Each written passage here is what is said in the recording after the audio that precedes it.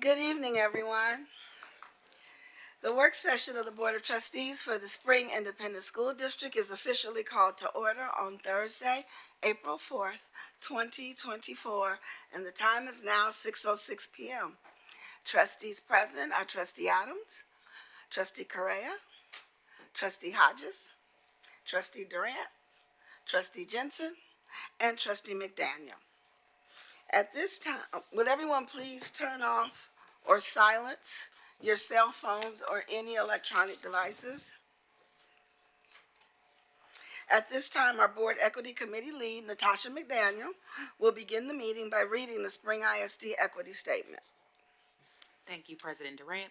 Spring Independent School District strongly believes in educational and racial equity as fundamental aspects of its core mission and purpose, embodied through any program, practice, decision, or action that affects all students, with a strategic focus on those choices and policies that most strongly impact marginalized students.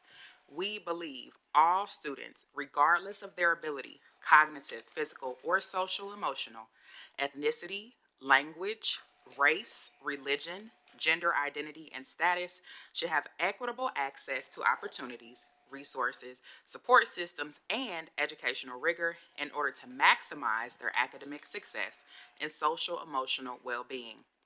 We believe every Spring Independent School District student is valuable and possesses individual strengths and characteristics that make our district a great place to learn and grow.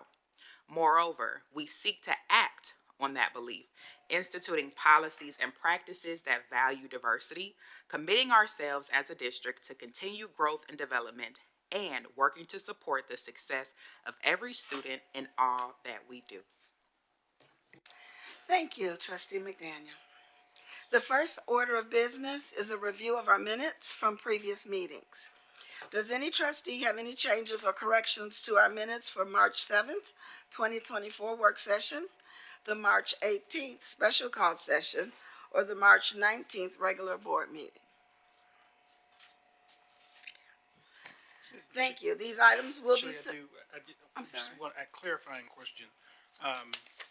For the work session on,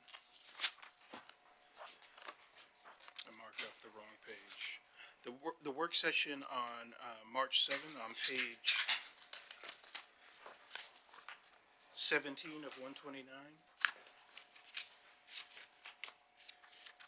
I just wondered if if that should be Rhonda as the deputy secretary or assistant secretary, since Kelly P wasn't able to be here that night. Do you guys sign those? You see what I'm looking at? So the board secretary would be signing for as approval of the minutes by the board, not as necessarily of personal knowledge Okay, of that the answers items my on question. that. That answers my question. Thank you. Thank you. Good question. Any others? All right, so these will now be submitted as part of the consent agenda on Tuesday, April 9th Board of Trustees regular meeting. So our next item is our superintendent remarks. So at this time, I'll recognize our superintendent of schools, Dr. Lapita Hinojosa. Thank you, Mr. Ant. Members of the board, audience.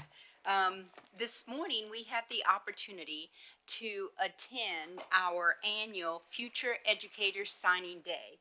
I know Dr. Jensen, Mr. Adams, Ms. Durant, you all were there, and I know we all beamed with so much pride at the number of students that are graduating this year, seniors graduating this year from our education pathway at our 3 comprehensive high schools. And as a partnership with our Human Resources Department and our CTE program, we presented, it was 26, I know that Miss Hunter and Mr. Reynolds were fighting to see who had the largest representation. But what was the final number, Miss Williams? 29, I counted 28, so 29 graduating seniors this morning received an intent to hire letter. And this is from Spring ISD, meaning that they will go to the university, get their degree, get their certification, and then they are guaranteed a job in Spring ISD. We also had one of our former students, Daniel Young, that graduated in 2017 from Westfield High School. And at that time, Mr. Reynolds was his principal. And he went on to the University of Texas, played football, and graduated with an education degree. And he is a first-year teacher at Dekaney High School, biology, a freshman teacher at Dekaney High School. And so he spoke to our seniors, our graduating seniors, and his focus was really on giving back to the community that gave so much to him, and being of service and staying busy so that you don't get distracted with everything else. So he was quite an inspiration for our graduating seniors, and just an example of the amazing students we have that are graduating from Spring ISD. So that was exciting. Just want to remind everyone, Monday, April the 8th, is the lunar solar eclipse day. We are in school. We're not in the path of total totality, or what is it? So we're not closed. We are in school. I see a little bit here kind of smiling. We come to school on Monday, and our schools have activities planned for our students, safe activities that our students will engage in. And also, if you'll look for communications coming out today that shares with our families, our community, all the different activities that they can do, safe activities that they can do to experience the solar eclipse. We'll have a special event at Beneke Elementary from 12 to 2, and they'll have school-wide activities. So just excited to celebrate, but know that your children will be safe in school. Send them to school. We're not out. And then last but not least, you've heard me comment about our spring livestock show and fair, and it starts next week. And again, this is a project that we do in combination with our own CTE programs, our own agriculture programs, the Tri-Club that includes 4-H. And so this will begin on for the students actually on Thursday, and we'll go all the way through Saturday, where we have the auction. And so if you haven't had the opportunity to make your donation or contribution to our Stampede, if you'll go to our website, type in Superintendent Stampede and make your contribution. All the donations go right back to our students and to our community. And so we're excited for the auction that will be held Saturday, April 13th. And I just encourage everyone to sign up for our communication, for our blogs, and to get all the alerts, because there's so many great things happening in Spring ISD. This is a great way for you to stay connected with our district and for you to learn about the great things that we have happening. Thank you, Ms. Durant. That concludes my comments. Thank you, Dr. Hinojosa. And I will say the event this morning, when I walked in, Trustee Adams said to me he's been smiling all day. He was glad he went, just to see the pride in the parents, not just the students, but the parents that were there. And our speaker told them that you don't have to go to every single party, you know. And one of the parents went, yeah. And it was just great to see him bring back words of wisdom and see those kids sign those letters of intent, knowing, you know, that they have a job here in the Spring family. So that's one of the things we get rewarded for, and that's one of the wonderful events that our CTE department puts on every year. Several of them, but that's one of the ones that we really, really enjoy. So thank you. All righty. Our next item is agenda participation. So, Mr. Binkley, do we have anyone signed up? No, Madam President, we do not. Thank you. Our next item, I'd like to recognize our Chief of Academics and School Leadership, Dr. Craig Quare. Thank you so much, President Durant and trustees and Superintendent Hinojosa. we are really excited to present to you, if we can recall the conversations that the board has been having with us around the getting to a place to where we would be able to have our own in-house DAEP program. And we are really excited to share the plans for the transition of moving away from our provider and being able to now establish our own in-house DAEP program. So we're going to go ahead and get started. As we all know, with our strategic priorities, this specific presentation and this work is going to be grounded specifically on student outcomes, equity, and our well-being. And the purpose, again, of this proposal is to completely redesign our DAEP program, which is also known as our Ritchie Academy. But most importantly, just through this redesign process, is to make sure it's in alignment with our vision and also being a district of choice for high-quality academics and our innovative specialized programming. Most importantly, ensuring that our own in-house program fosters a positive learning and nurturing environment for all of our students. Our current programming, which is at the Ritchie Academy, is outsourced through SESI, which is also known as Specialized Education Services, which is servicing all of our district, middle, and our high schools. Through this proposal, we're going to have our own district-administered DAP program, which will be, again, Spring ISD's program. It's going to be grounded in our instructional programs that will aim to increase our students' instructional opportunities, but most importantly also improve their transition experiences and focus on the whole child needs of every one of our children that come through the program.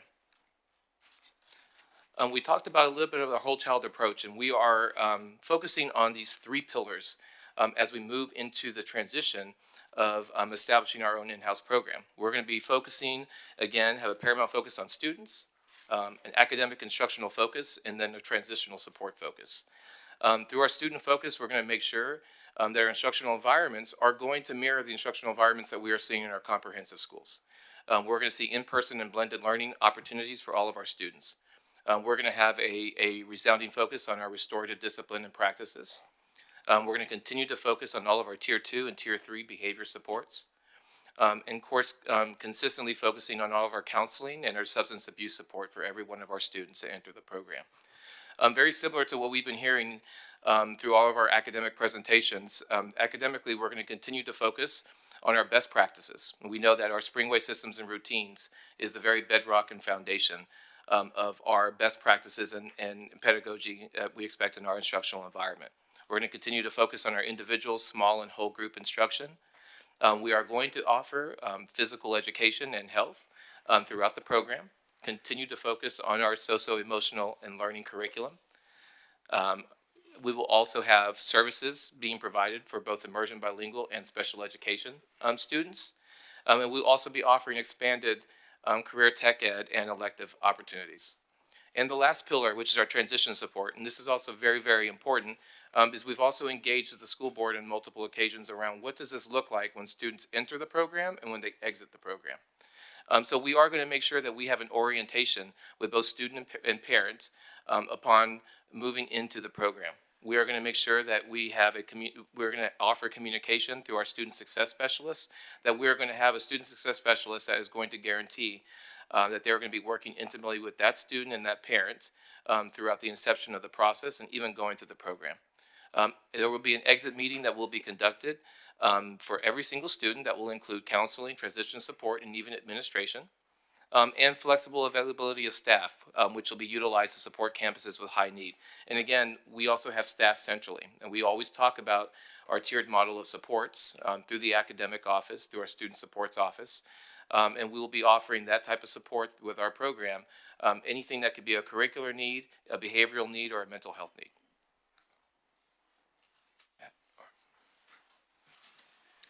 So as the program is being recommended for transitioning and revisioning, not only is it tied to who runs the program, but the entire vision and branding of Ritchie itself. Right now named after a road that it sits on, the revisioning is about having Ritchie Academy named the Spring Empowerment Academy as our new DAP.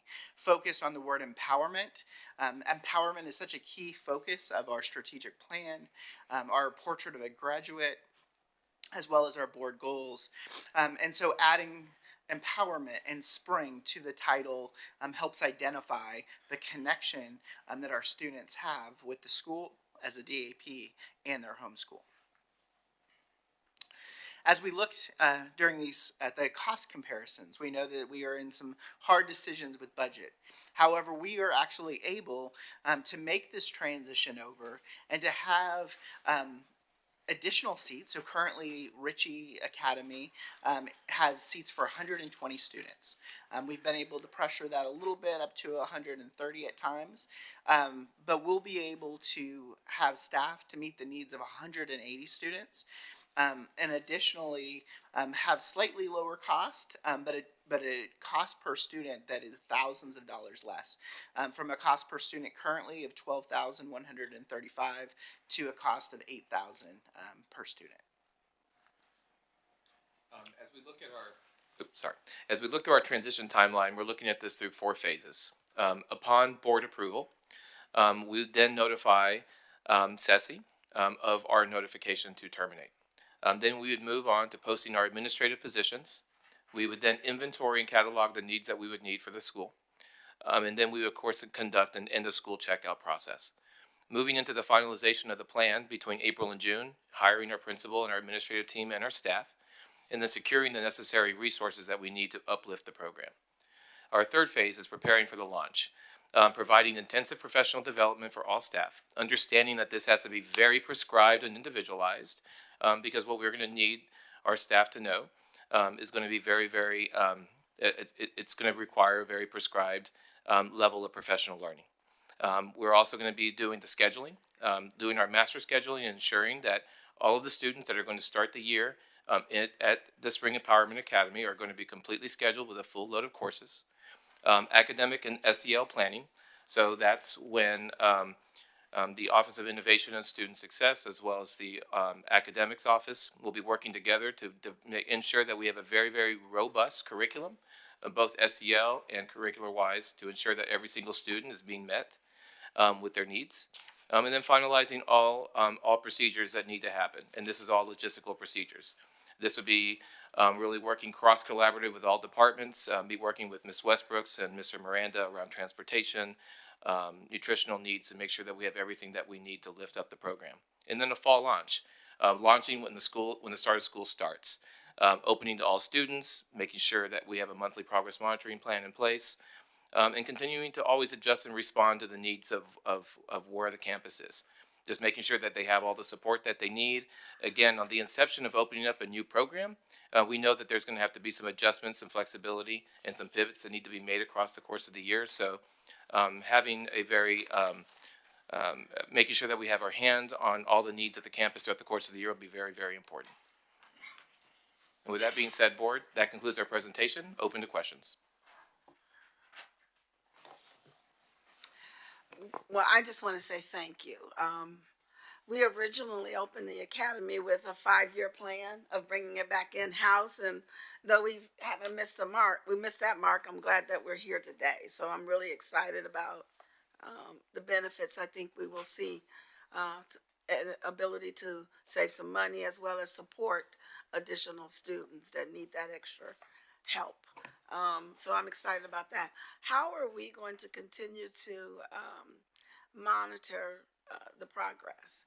Are we setting any kind of targets or goals or benchmarks that we can follow throughout the process to make sure that we're seeing improvements? Yes, and so there'll be a number of data metrics that we will be following once we get consent from the board for to move forward with the programming change. We'll actually be sharing in a board update the timeline as we move forward. So we'll be able to start sharing things as we post the positions for the principal and the different positions as we're making that progress towards. Additionally, there'll be clear expectations that we will have and data that we'll be monitoring, such as the impact that it's having on students as far as their transition back and forth, the repeat offenders, are students leaving DAP and then finding restorative practices through that process and not coming back, as well as the actual individual. So we closely monitor that already as far as we look at a lot of the demographic data of the individuals, as well as the counseling supports that are provided. We'll be able to provide some additional supports by having a dedicated like substance abuse counselor on location, for example, as well as behavior specialists to help support those students. Mentorship will also be a key part of the program in developing mentors for our students. And those will all be components that we will be able to track from a data perspective to identify what is the impact of this re-envisioned work for spring. One of the great things is also that we'll be able to track is the academic component. Right now, with the current setup, student schedules are drastically changed, especially at the high school level, where it focuses more on the core academic and the SEL component. We'll be able to train, and then they switch between curriculums. We'll be able to help students keep more of their master schedule, so they're not losing things like their pathway access and their other electives, because it'll be our curriculum being utilized. Trustee Correa? I think it's great that we're able to bring that in-house and help us to hopefully get some good outcomes. But with the idea that we don't have kids going there in the first place would be nice. But no, I had a question here about the presentation. The total personnel cost, and it might just be a typo. The dollar figure was a little bit different. What page? The DAEP revisioning cost comparison. Page 52. And so, and again, it just might be a typo, but Which line? I noticed that we don't have the facilities cost and the vendor liability insurance, so I could see where the insurance would be a different cost for us, but the facilities operating cost, I would think, would be similar. And so those are actually components of our contract. So we are paying currently for a facilitating operating costs as part of the contract with this outside organization, as well as their vendor liability insurance. That is part of the contract. Now, we have our own liability insurance as a district, because it's an outside entity. They carry their own. And so the current costs that we already have would be covered by our current district insurance, our current district facility. So that facility operating cost is the fee that it costs them to operate within our facility. So not the facilities usage itself, building, utilities, it's just the cost associated with the vendor. Yes, that they receive from us to be able to utilize the facility. And they may have additional rentals, like a copier or something like that, where those fees are being utilized for. Okay, thank you. Trustee Adams? Thank you, President Durant. So I also want to add in my appreciation for bringing this back in-house. I think the more that we are doing stuff on our own and doing things the Springway, the better for our students. Especially the students that have run into some challenges. They need more Springway. They need more attention from us. I had some questions on some of the things in the presentation. Most of this is familiar to me, and I know I've had it explained to me before, but what is Tier 2 and Tier 3 behavior support? So in RTI, the response to intervention, there's different tiers. So you have Tier 1, Tier 2, Tier 3 of the level of support that students might need. So we have at Tier 1 behavior supports that's part of just our like CHAMPS. It's our campus culture. It's the restorative practices. As you move into Tier 2, the students are requiring additional supports. They may have, they may need some group counseling. They may need some additional structures or accommodations placed in. And then when you move to 3, that is where there's more heavy support time. There might be one-on-one counseling. There may be one-on-one work between a behavior specialist and the teacher, and helping make sure that, whatever there might be triggers for that student that happen, like sitting next to a window or, too close to other students. And those accommodations are being made at level 2 and 3. I'm so sorry, Mr. Adams. I was going to expand on that we always aim for Tier 1 instruction. So in tier one instruction, it's when the teacher is able to differentiate, scaffold, and truly meet the needs of the individual learners, being able to provide additional supports on their own within the instructional environment. Tier two is going to require, again, is going to require that additional support, that additional layer. Tier three is your most intensive. And that's going to require extremely more personalized support, potentially pull out, or even an additional. Sometimes in special education cases, you might also have an individual aide that has to provide that individual intervention to that child or that support, which would be more of your intensive tier three. That's why I had the question now that you bring that up, because what I did know was about tier one, tier two, tier three instruction. This said behavior support, and so I was wondering if there's a difference between those. And so that's part of that whole MTSS. Like when RTI rolled out, it focused more on the academic piece, and now it's kind of been re-envisioned. Instead of just the response to intervention, it's the multi-tiered system of support, which brings together the academic and the social emotional pieces and the behavior elements. So it's really looking at a whole child. It's a revisioning of what originally rolled out in RTI. Excellent, thank you.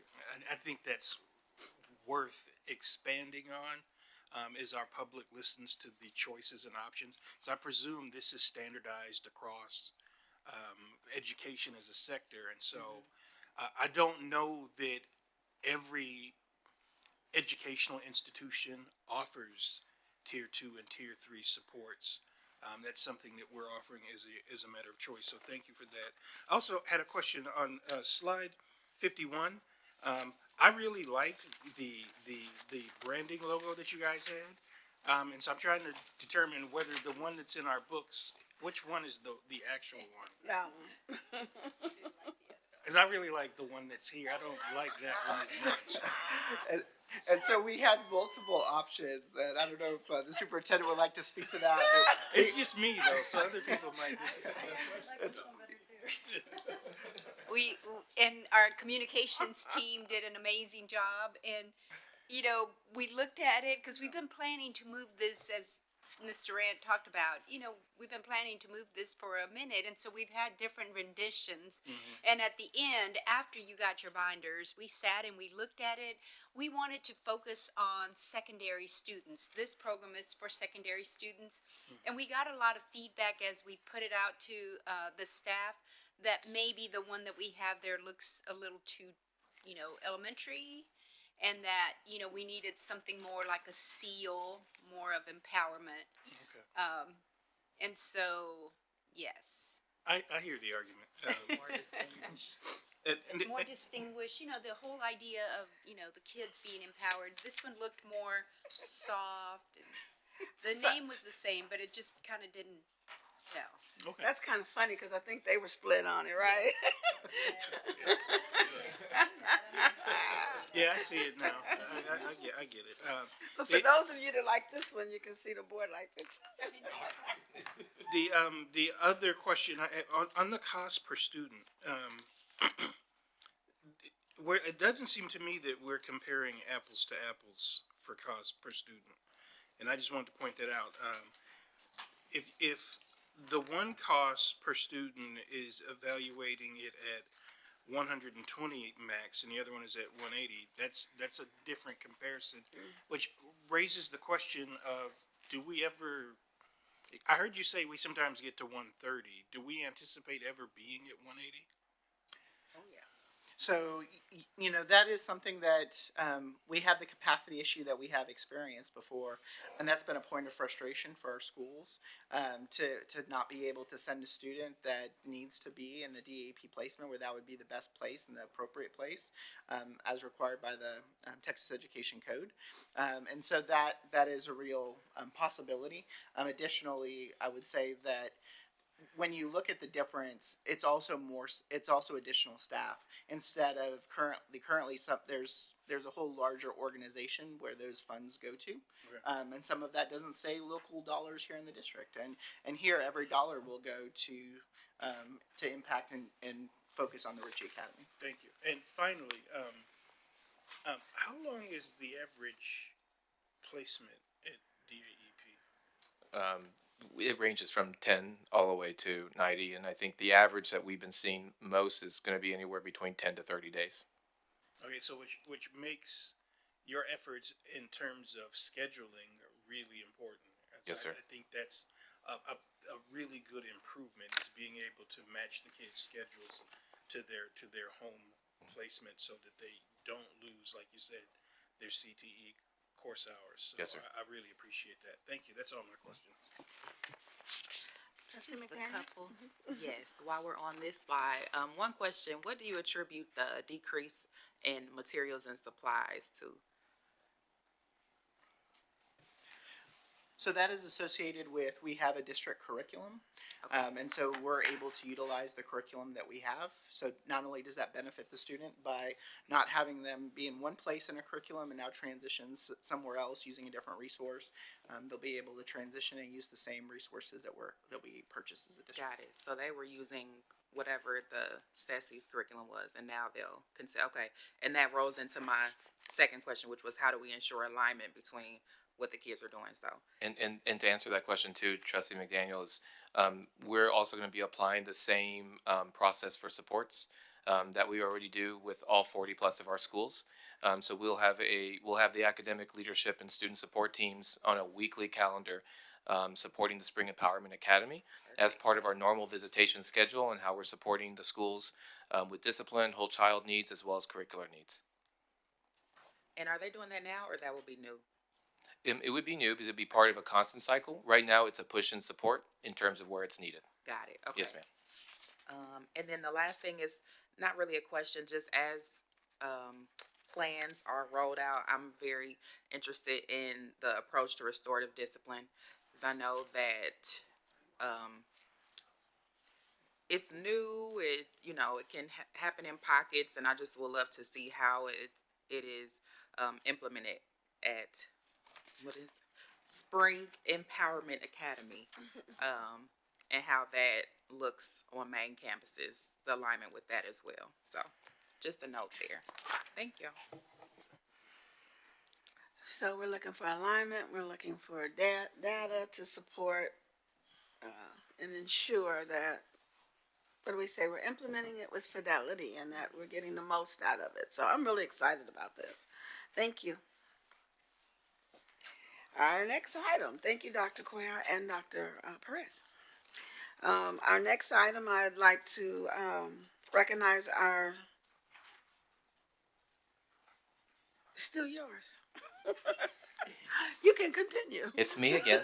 Thank you, President Durant, trustees, and Superintendent Hinojosa. This next presentation, we're really excited that we're going to be introducing the new proclamation, which will be doing an in-depth review, not just on process, but the instructional material centered around science. It's adoption season time, and we're really excited to move through the instructional materials adoption process with each of you. I'd like to call up our two dynamic directors, Mrs. Kelly Anderson, who's our Director of Elementary Curriculum, and Mrs. Robin Carrier, our Director of Secondary Curriculum, who are going to come up and take us through this amazing presentation.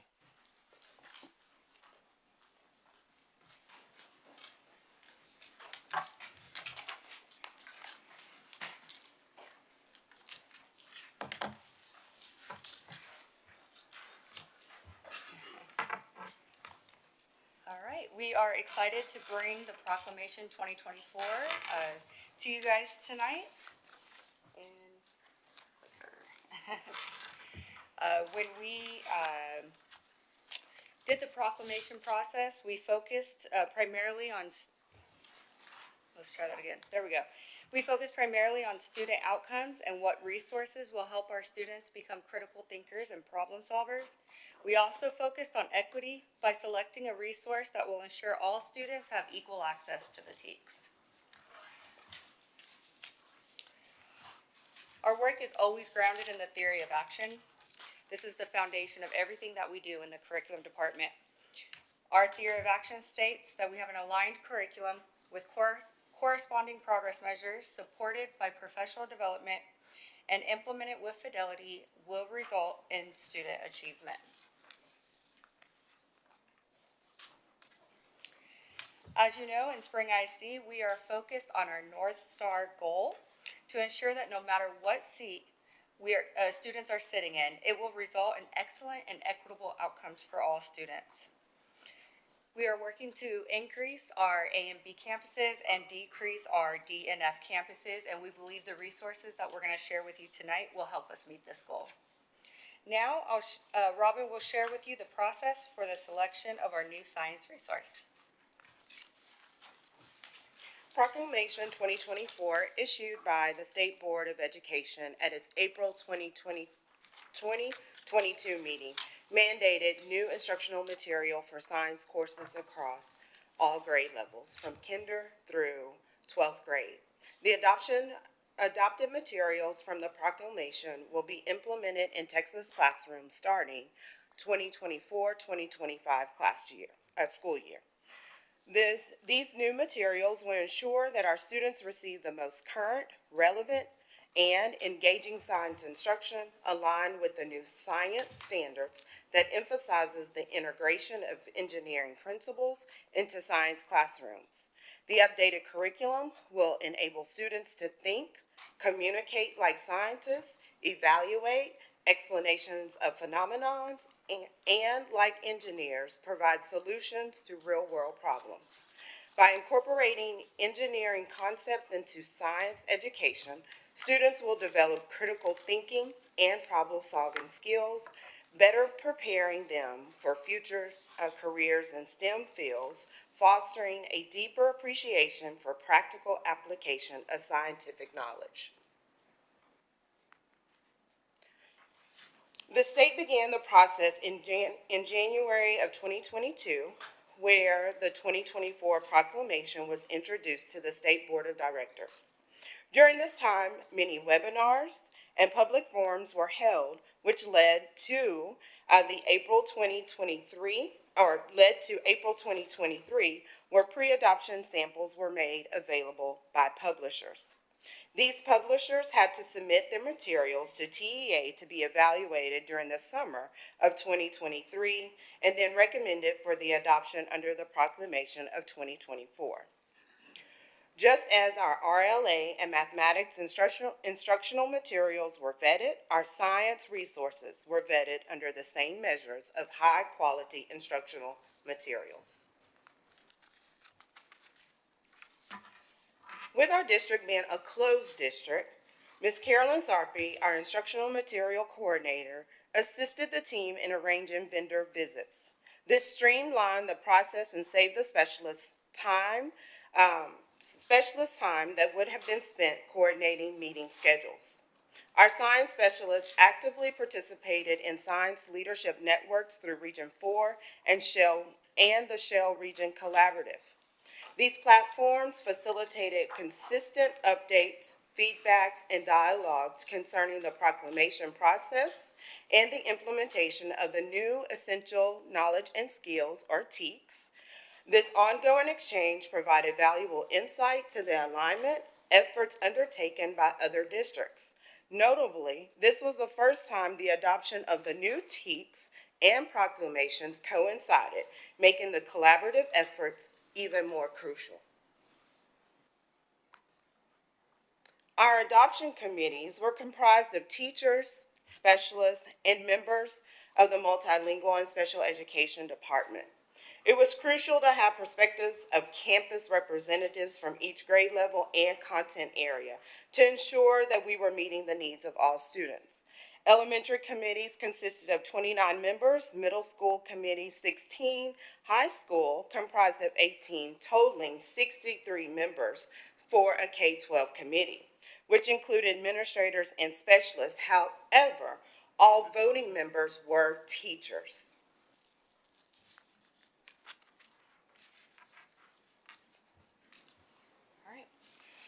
So a selection of 13 resources that are 100% aligned to the TEKS according to the Texas Resource Review were reviewed by the committee using the TEA standards-based review rubric that the State Board of Education uses to determine the high-quality instructional materials. The selection that was chosen for elementary and middle school is Into Science by HMH.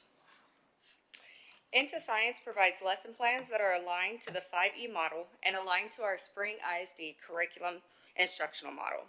This allows students to be the engineers our world needs in both English and Spanish in both in both digital and print. Students will directly engage in investigations and inquiry-based instruction with integrated hands-on activities, STEM activities, and performance-based activities with rubrics that will allow students to meet mastery. Into Science is aligned to the new STAR format with opportunities such as drag and drop, multi-select, multi-part, and short constructive responses. HMH also provides data, reteach opportunities, and rationales for why students may have chosen the wrong answers when practicing the new item types. HMH was chosen, as we mentioned, for both elementary and middle school, and so it is vertically aligned from grades K to grade 8. Into Science allows students to read and write throughout the curriculum with scaffolding opportunities and aligned to the RLA TEKS, which allows for cross-curricular reading and writing. HMH has partnered and collaborated with Texas A&M, Dinah Zykes, and several authors to create a quality product and has also been selected by our partnering districts. I have a video I would like to present that provides a closer look at the selected resource. Then Robin will share the resources that have been selected for high school.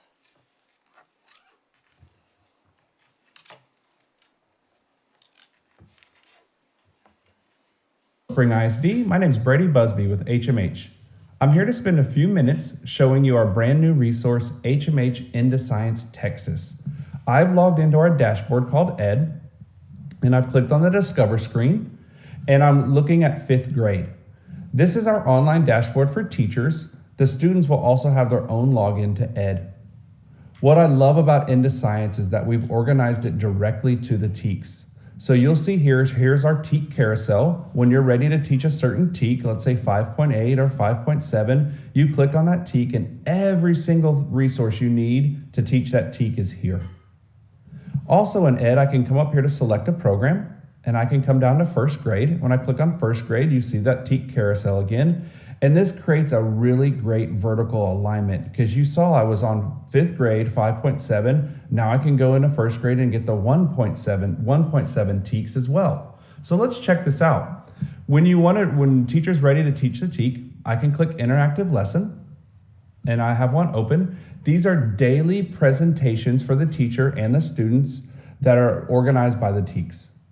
This is also the interactive student edition for your students. Let's click forward a page. One of the first things we start on day 1 is what do you already know? And we always try to make this super engaging by providing a video or a movie or a graphic organizer. This one happens to be a song and it's one of my favorites. So let's check it out.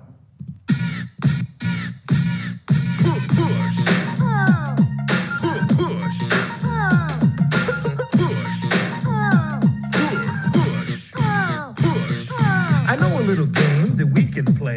It's all about moving things any which way. I just know your 1st grade students are going to love this. But one of the things the state asked us to do was create a Spanish program as well. So in English, we have kindergarten through 8th grade.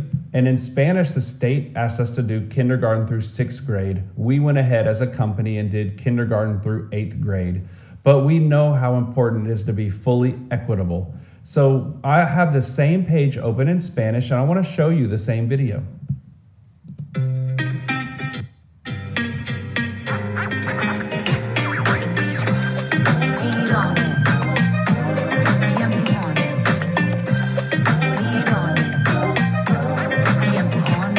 Hay un juego divertido que podemos jugar, moviendo las cosas a cualquier lugar. Si tiras o empujas.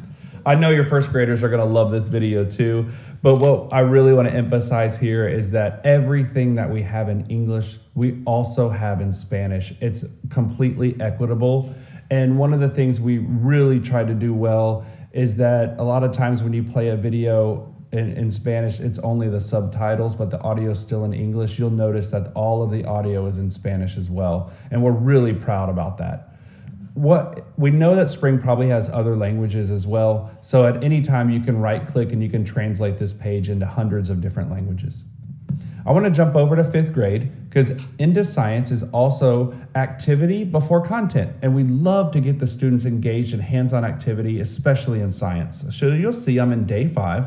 And if I click forward one page, this lesson or this day starts out with a hands-on activity. It's already built out for the teachers and it's ready to go. Not only is the hands-on activity here, but we're providing all of the materials that go along with that hands-on activity. One of the things we hear a lot of questions about is this also available in print? So this is the digital version that I'm showing you, but everything is also available in print, and there is a complete student book for every single grade. And if you need access to that at any time, all I have to do is click the link, and here's the print version of that same activity. So if you need this for any of your students, you can simply print this out or use the student book that comes with the program. I want to jump over to 8th grade. I'm in 8th grade, I'm in a hands-on activity. This is Analyze Newton's Law. What I love to show you at 6th, 7th, and 8th grade is how interactive it is. So I'm gonna read a little, and then I have an interactive piece to go along with it. I'm gonna move forward one page, and you'll see here some more pieces. I can click on any of these links. They're all hyperlinks and interactive. As I scroll down, there's lots of visuals for 6th, 7th, and 8th grade, but there's also interactive questions and answers. So as I'm scrolling through, and I want to check to see if I understand what was happening, I have this drop down, this little question box right here, and I can click check. Oh, you see, I didn't do very good on this one, but I have an option down here. It says try again, and it gives me a hint. So at any time as a student, I can click try again, and I can try the ones I missed, or I can reset the entire question and start from scratch. This is really great and highly interactive. This also completely relates to the new STAR assessment that your students are taking, because all of the new tech enhanced items from the STAR test are built into our interactive lessons and our student books, so they have the ability to practice. I'm going to come back to the Discover screen. Remember, this is our program, HMH Into Science Texas, kindergarten through 8th grade in English and Spanish. If you have any questions, please let us know.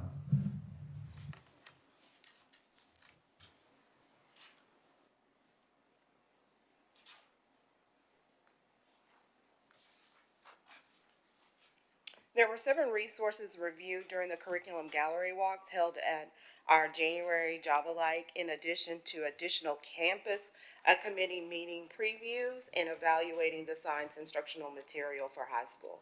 As a result, the top 3 vendors were selected to present to high school for adoption. As the committee made and reviewed their final recommendations, they were in agreement with McGraw-Hill Texas Science for the recommendation, as it has been carefully designed to provide a comprehensive and effective learning experience, fully aligned to the new Texas standards. Using the 5E model, this program offers embedded support for contextualizing terms, concepts, and multilingual options. Digital resources include Kahoot, foldables, interactive notebooks, and TEKS-aligned labs. Claim, evidence, reasoning, writing prompts foster rationalization of learning. The entire digital program is mobile accessible. The curriculum aligns with the new STAR assessment item types. The committee has selected Savas because of its support with mathematics integration, addressing the Algebra 1 deficits that students are demonstrating in the chemistry classrooms. The virtual nerd tutorial videos featuring math explanations offer Tier 2 and Tier 3 support, critical for student success in chemistry. Additionally, Savas' exclusive partnership with Flynn Scientific provides guided inquiry for lab activities, enhancing practical learning experiences. Consistent with our other high school resource selection, Savas offers incorporated claim evidence reasoning activities that require students to apply logical reasoning and provide explanation. It is noteworthy to note that Savas' Earth Science title is the only one amongst the top 3 selected vendors that aligns with the TEKS for Earth Science. During all instructional review sessions, teams engaged in collaborative discussions to ensure we selected resources aligned with our commitment to equity and inclusion. The committee prioritized resources that offered the following assurance, but not limited to: representation, linguistic diversity, differentiated instruction. By adhering to these criteria, we aim to foster an equitable learning environment that celebrates diversity, promotes accessibility, and empowers all of our students to reach their full science potential. Thank you. Thank you. Do we have any questions? Mr. Correa? How well does this align with Amplify at the elementary and the middle school levels? And is it going to be more of a supplement? Yeah, just Well, it's not a supplement, it'll be its own, because it's its own content, so taught throughout the day during its own time. And while Amplify has science components to it, it's, it's its own program. It's separate from it.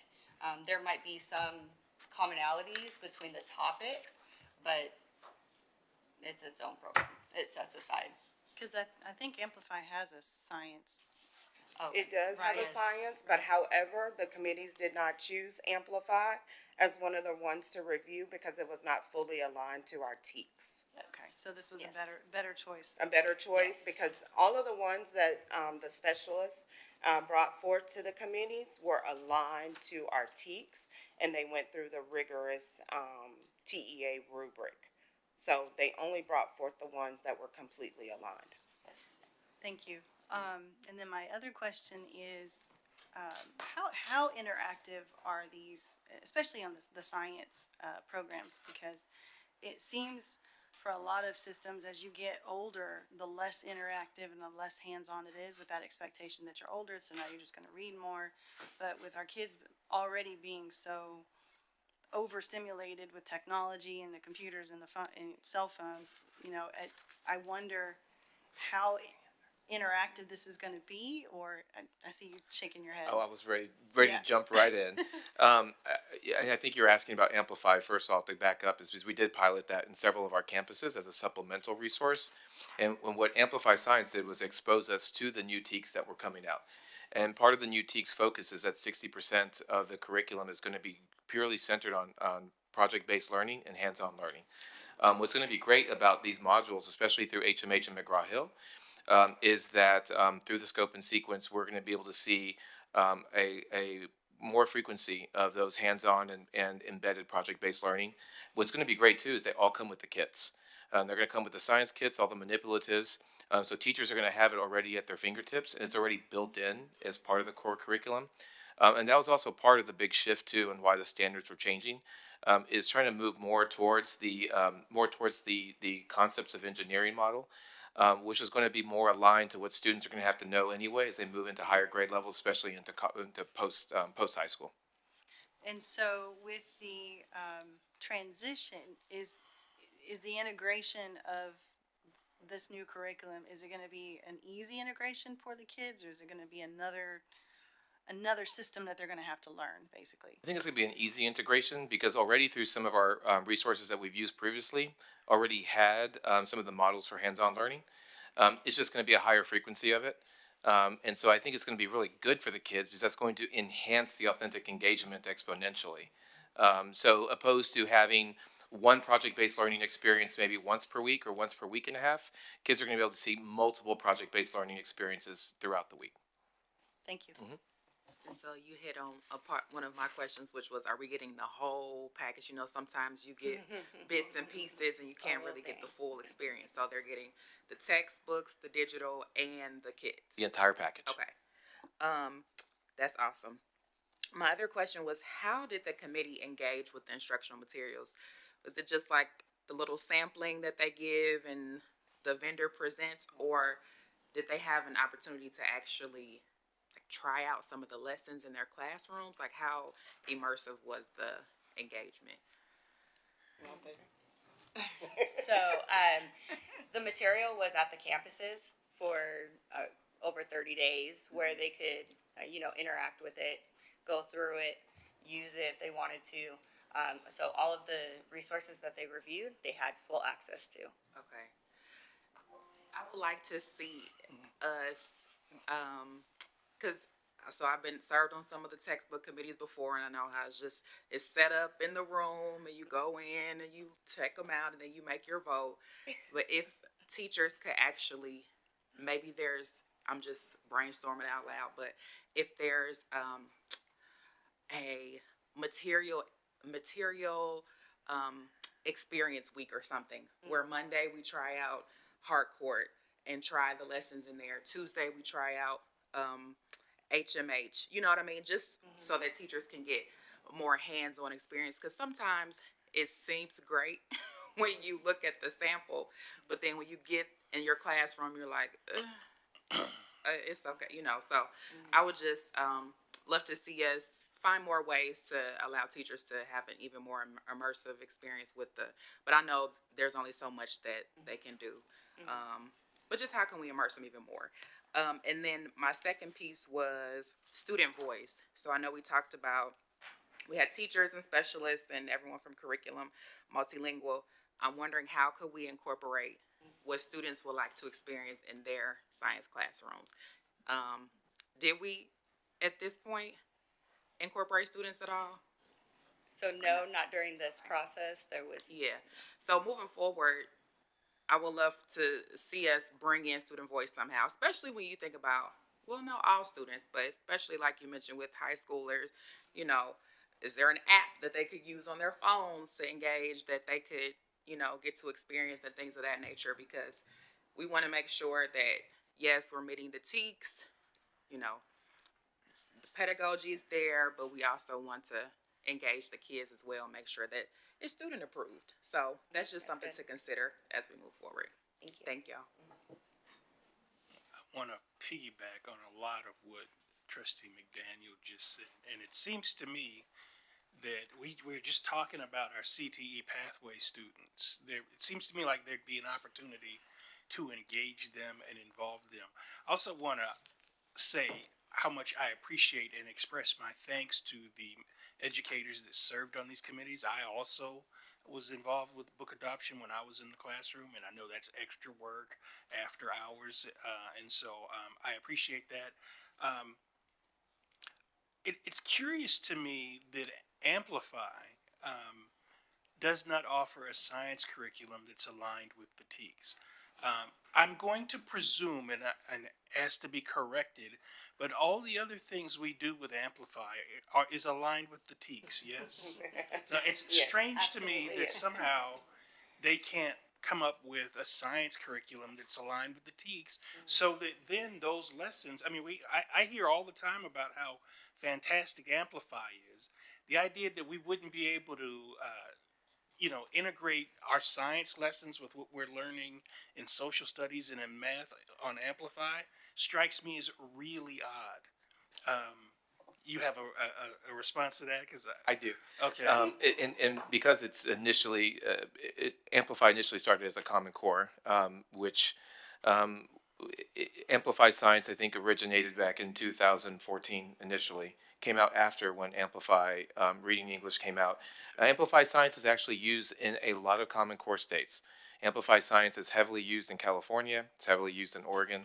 It's heavily used even in the East Coast. But to your point, when it gets to Texas, and then the State Board of Education then has to review all the material, then we have to Texasize it. Right. And that's when it completely gets dissected, and then it gets Texasized. Well, science has not necessarily have been Texasized yet. The only district currently in Texas that is using Amplify Science is KIPP Academy. And of course, they have different rules in the charter world. So I just wanted to give you that explanation, sir. I know that Amplify Science is trying to get I there. appreciate that, and Yes, I sir. wasn't going to go there, I but did. since you did. I did. So to the extent that this sort of thing is politicized and made into a football, that's unfortunate. Because the other question I have is, are you all familiar with Ed Reports? And so like, as soon as I got this, I went to edreports.com and tried to plug it in and couldn't. And that's of concern to me. Again,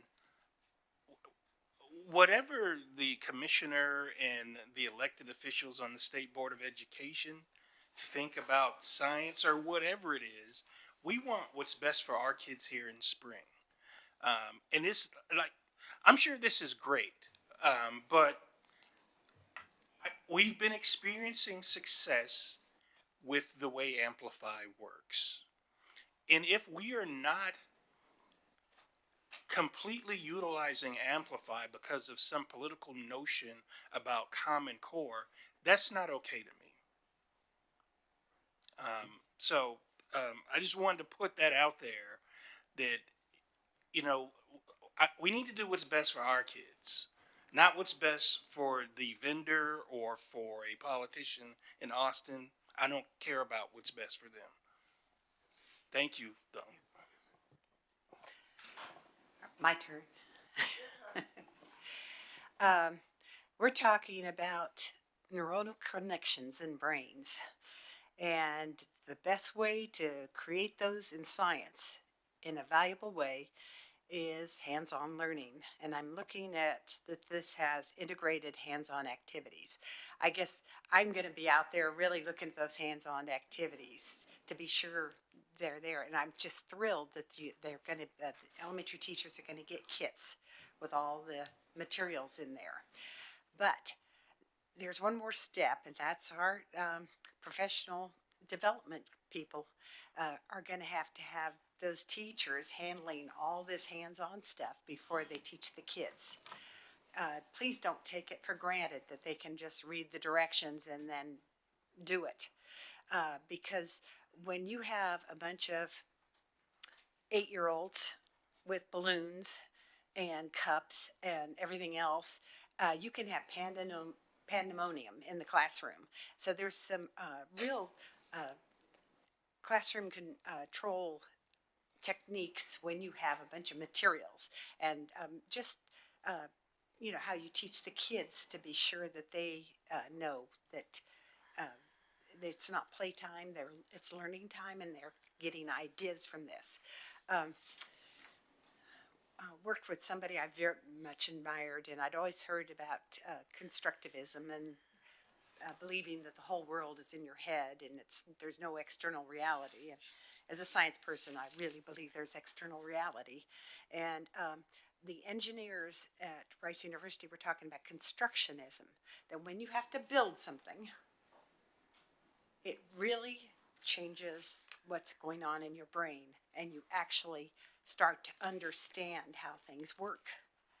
And so if this is doing that, I think it's apart from history or English, or even there are some hands-on things with math that you could really understand the math.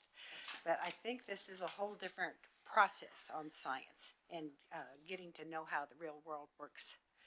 So I'm excited to go examine this and see if it's doing that, because I've been very concerned about how much hands-on learning Spring ISD kids get. It seems like handing them a worksheet to fill in, and I was a little concerned that there was a fill-in-the-blank activity up there in the movie, because I don't think that's how you learn science by a long shot. So, but if they're integrating it and that is just a follow-up evaluation thing to help them get prepared for the dreaded STAR, then I'm okay with it. But I think I'm amazed that they're saying 60% hands-on in project-based learning. If it's project-based learning, they get to solve real-world problems with using what they know in science and what they can build. I mean, that's very exciting. And that is student-centered. And that is, I think, with equity, where they get to build it for the problem sometimes they choose that they think is an important problem that they can attempt to explain. So I just need to go look at the materials before I make a final decision. What we're going to do at this time is I want to thank everybody. Thank you for your presentation this evening. We're going to take a break. and give everyone maybe 10 minutes to go out, look at the materials. We can also have an opportunity to do it before we go in closed session. And then you can send any additional questions that you might have to administration that they can respond to on Tuesday before we vote. That work for everybody? All right, so we're gonna come back at 7:20.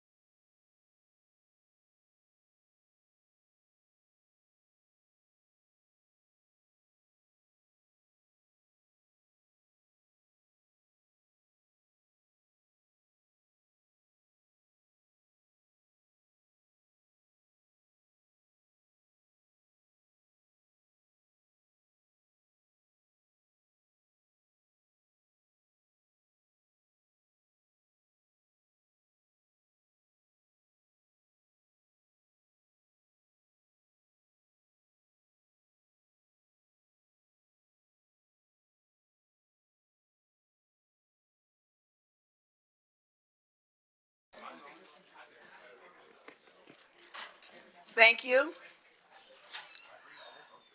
Dr. Hinojosa, there she is.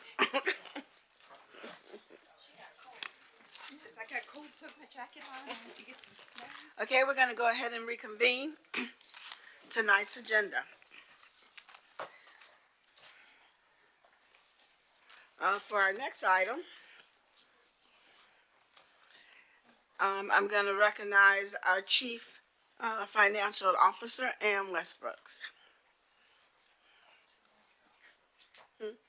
And before you get started, I wanted to just have a few comments, if you wouldn't mind. So, it has been a tough budget season. I'd like to start tonight by extending the board's appreciation for all of the hard work and dedication our senior leadership team has done, providing us during the information during this process.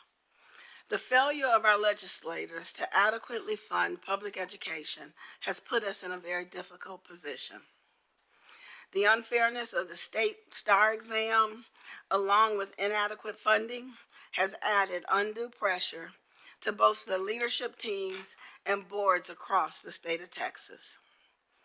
The passion expressed by both the board and our leadership team, not to be misconstrued as combativeness, but just a deep love and concern as we strive to do what's best for all kids. As a longtime board member here in Spring ISD, a parent and a dedicated community member, I'd like to say thank you to Dr. Hinojosa and Westbrooks, her team, our HR department, for working to provide us with the data, tools, and resources necessary to be successful in spite of the limited support from our legislators. I have every confidence that we will be able to put principles ahead of personalities as we continue to trudge through this budget season. I'm very, very proud of my colleagues who have attended training sessions, conferences, and done research to develop and sharpen their tools and knowledge of Texas' very complex school finance system. I admire their desire to fulfill the commitment they've made to the Spring community, to make informed decisions, ask the tough questions as we move forward with the Edunomics process brought to us by Trustee Adams, Trustee Correa, and Trustee McDaniels. Though it has been hard and even at times frustrating to ensure understanding of our financial landscape, we're getting there, and we've worked very hard to get to the current process where we are today. Let me be clear that the board believes each and every individual employee in the Spring family, whether it be on a campus or in our central office, impacts and cares about the success of our students. It's unfortunate that the failure of our legislators have put us in this position. It's unfortunate that our village is impacted monetarily as we continue to improve academics and strive to provide an equitable and fair education for all of our scholars. I personally want to make sure that we bring as little impact to our campuses or central office positions that directly impact, not indirectly, but directly impact students' academics and their safety needs. While we may not always totally agree on each and everything, every individual and employee in the Spring family, whether it be on the campus or in our central office, impacts and cares about the success of our students. I have faith we, all of us, the senior leadership team and my colleagues will do our very best to pass a budget that is right and supports students, campus administrators, teachers, central office, operations, essentially all of our Spring ISD family. We are a team, we're in it together, and just another special thank you to Ms. Westbrooks and her team as we continue to work together to make sure that we do what's right for kids. Thank you. So at this time, I'd like to turn it over to Ms. Westbrooks. Thank you very much, much, President Durant. We have our follow-up discussion this evening, and we wanted to jump into where we are. You'll advance for me. Thank you. Okay, so the budget process, of course, is very well underway. And so we did want to make sure to give our board members an update on what's happening behind the scenes thus far. We have had an opportunity to meet with each and every one of our elementary school principals. They've come through the budget staffing committee process, and we have completed their budget staffing worksheets, their templates. They have them and they're good to go as far as their staffing for next year. We did have an opportunity very quickly after the March 19th board meeting. We updated the templates for the campuses that chose to keep their at-risk counselors positions. So those have been updated as well. And so they're moving forward with those changes. Our middle school campuses have received their templates, and the first budget meetings for the middle schools begin tomorrow afternoon. So we'll get those finished up over about a 2-day period. And then our high schools are up next. So high schools meetings will begin on April 10th, and we're working hard to get those campuses that we know will have some openings and some moves to get them scheduled up front so that they're ready for the job fair that happens next weekend. So we're trying to stay in lockstep to make sure that we're giving our campus principals the absolute best tools possible as we move through this process. Our human resources team has been working with our surplus positions and job matching them with vacancies that we have. Our chief of human resources and his team held a meeting with over 50 individuals yesterday to begin this process, and that will continue throughout the spring as we continue to match those positions that have been identified as surplus with vacancies that are available. All of the department budgets have been submitted, and the meetings with myself and Dr. Hinojosa have begun as well. And so we're already in the revision of iteration 1 process with our department budgets. So a lot is happening behind the scenes so that we are ready to bring numbers to the board at the May board meeting.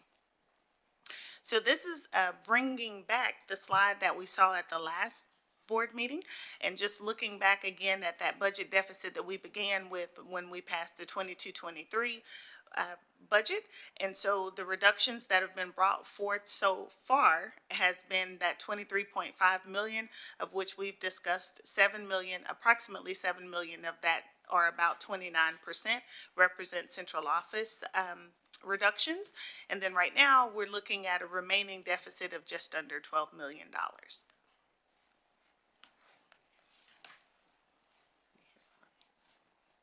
Thank you. So here's a look at the data that has come forward throughout this budget process. So starting in January, we had Dr. Amanda Brownson from TASBO, Texas Association of School Business Officials, came in and presented to the board a report that was to review Spring ISD staffing as it was compared to our peer districts. And so the purpose here was to review our functional level staffing. So functions, and you all have a purple folder that is very thick, and Mr. Schaefer put a rubber band around it because it was so thick. You have lots of information that we've shared at some point, but we wanted to make sure that it's at your fingertips tonight as well as we go through this. So a copy of the presentation that I'm referring to here is this TASBO staffing study that was brought forward by Dr. Brownson. And so that study was looking at our staff by function. And so there's a list of the functions in here as well to ensure that we remember what each one of those function codes are. And so that list shows function 11, for example, lists for instruction. Function 21 is instructional leadership, and function 41 is general administration. And so Dr. Brownson's report showed that in function 21, instructional leadership, and also in function 41, general administration, that Spring ISD was high in those areas when compared to our peer districts. And so the way the numbers worked out is that you have more staff if your ratio to students is lower. And so if you see spring is that yellow bar, if we're towards the right end, that means we have more staff than our peer districts in that function. And so the outcome of that study was that, yes, we were higher in function 21 and function 41, and that's depicted within this, the presentation that I just held up. So you take the TASBO presentation that was brought on January 11th and put it together in conjunction with the TASB staffing, which was presented by Karen Dooley at the March 7th board work session. And so again, the purpose of the TASB staffing study, similar to TASBO, was to benchmark Spring ISD staffing as it compares to our local and our state peers, and then to identify those central office staff reduction opportunities. So the outcome of that particular study was that we had an opportunity to reduce our full-time equivalent, or FTEs, by 34 positions. And by doing so, we could generate a savings of about $2.18 million through attrition. And that means, of course, closing positions that become vacant and not refilling those positions, and thus creating a savings. However, the district brought forward, and you have this list as well, and we're color coding. We're going to refer to all these grids by color. So we're intentionally making them different colors. So you have this gold colored grid that was provided back in February, I believe, to the board initially. And so this grid identifies $2.195 million in cost savings that would take place immediately as opposed to through attrition.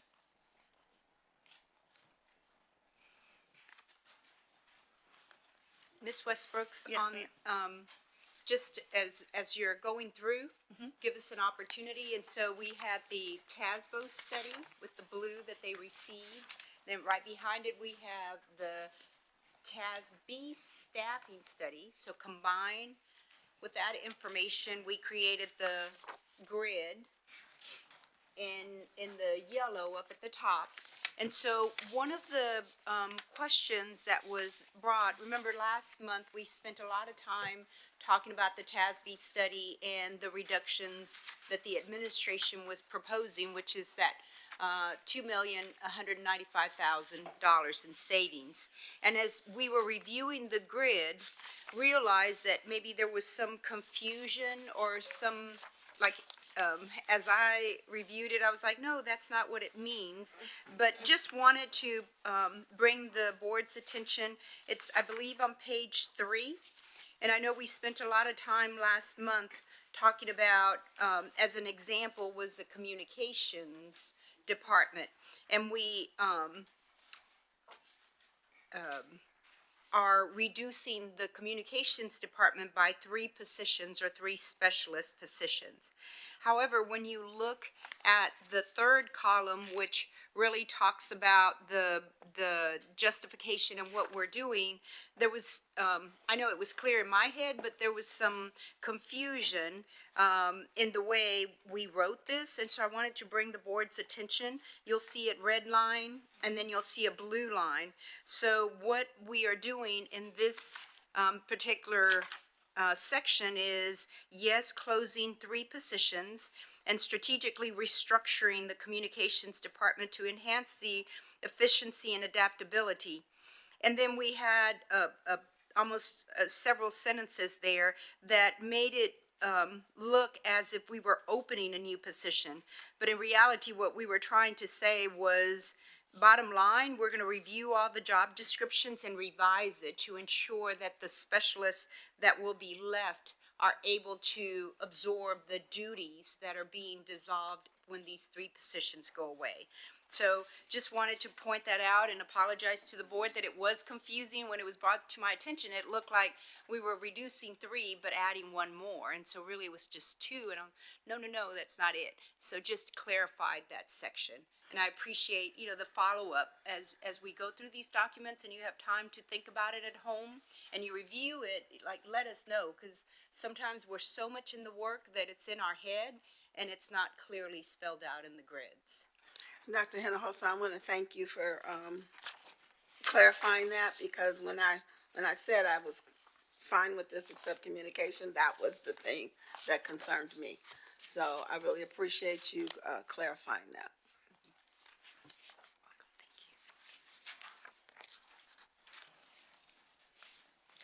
Okay, as we continue to look through the documents we have here and the studies that have been brought forward, the next is the TASB salary study.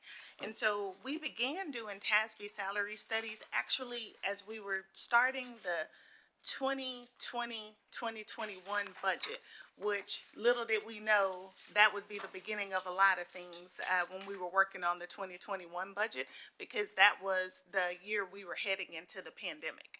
And so we did our first TASB study as we were going into that 2021 budget cycle, and we've continued to do those. And so there's an excerpt that is in your folders as well that is related to administrative positions, but particularly. And so the purpose here of the TASB study is to look at Spring ISD salaries compared to the market that we're operating within. And so in this case, we're looking at 15 Houston area districts and comparing Spring ISD salaries to the average of those districts, which becomes the market. And so market is determined as being anywhere between 90% to 110% of that average. So if 100,000 is the average, anywhere from 90,000 to 110,000 would be considered in market. So the purpose again is to make sure that our positions are continuing to be aligned with the market to ensure we're staying competitive, we're able to hire, and we're able to retain the staff that we have. And so with few exceptions, Spring ISD's salaries are considered to be in market. And again, this is that TASB salary study that's in your folders, and it's labeled at the top as document C. This information was provided initially on January 11th. We brought it again on February 8th, and then the last time that we've included it was in this past week's board update on March 31st. So that information is there. So along the same vein of the TASB salary study, we wanted to point out this document that you also have. And so this is not new information, it's just all together on one sheet. And so in February, we had a discussion about Spring ISD's central office salaries as they compare to the state average. And so Spring's data, we have an average salary for central administration of $139,800, but that includes 32.4 positions for Spring. But if you look at some of our neighboring districts, such as, just for example here, Aldine ISD's state average, and all of this information is available on TEA's website. Aldine's average central administration salary is $105,459, but that's inclusive of 133 positions. So similarly to Spring, if you look at Klein's average salary is $143,855, but that's inclusive of 28.5. So those districts that have the higher average salaries similar to Spring's are including less positions in this central administration coding, and the coding is off to the far right, so you can see which positions can be included there. The bottom portion of this sheet is, again, data that we spoke to in February, but here we're putting it so you can actually see it all in one sheet. So we had the discussion about the state average of payroll expenditures as compared to the total budget. And so across the state, and you can see at the very bottom, that's statewide data. The first column is local funds only. So that's all general funds across the state. The average is 82.27%. Payroll as a percentage of total expenditures at the state is 82.27%. That far right percentage is all funds included. So think Title I, those other funding sources. And so it could include things such as bond funds that are included in there as well. And so the percentage is a little lower when you include all funds.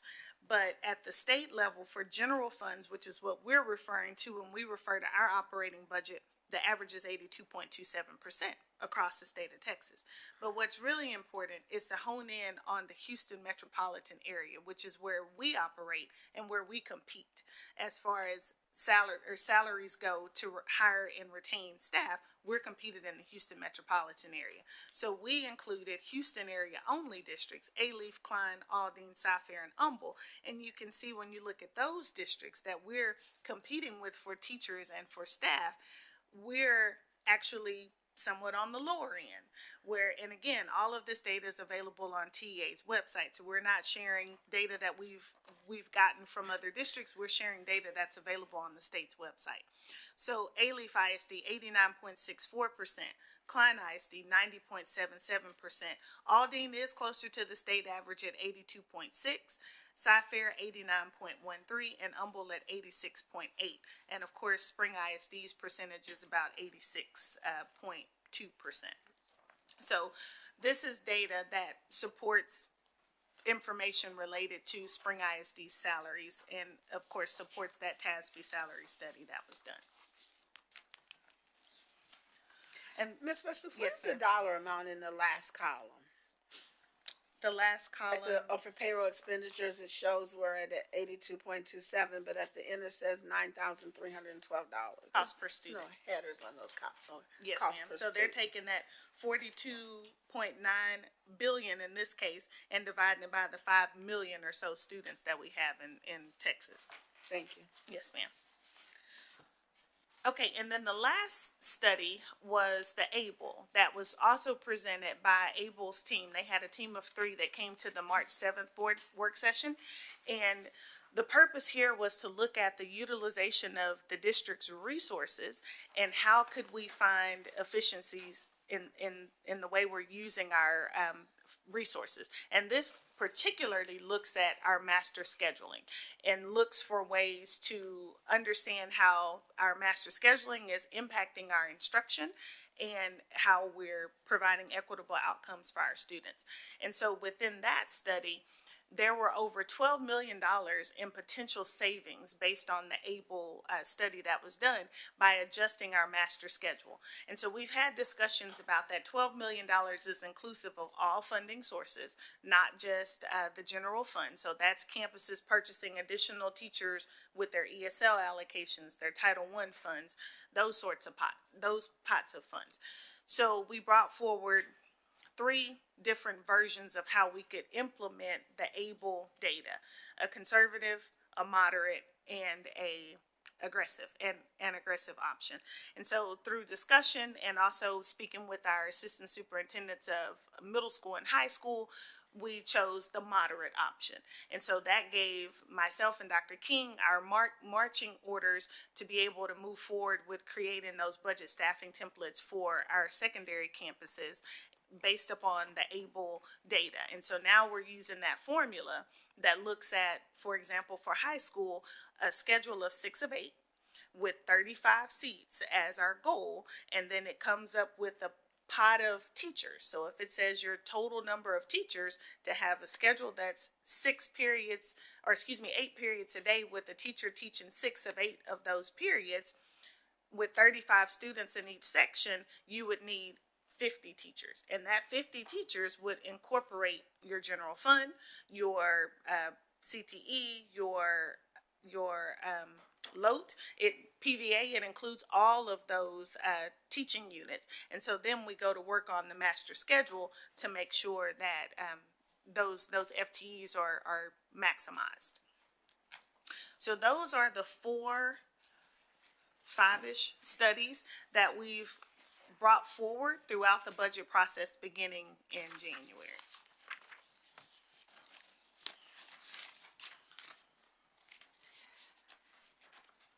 Any questions so far?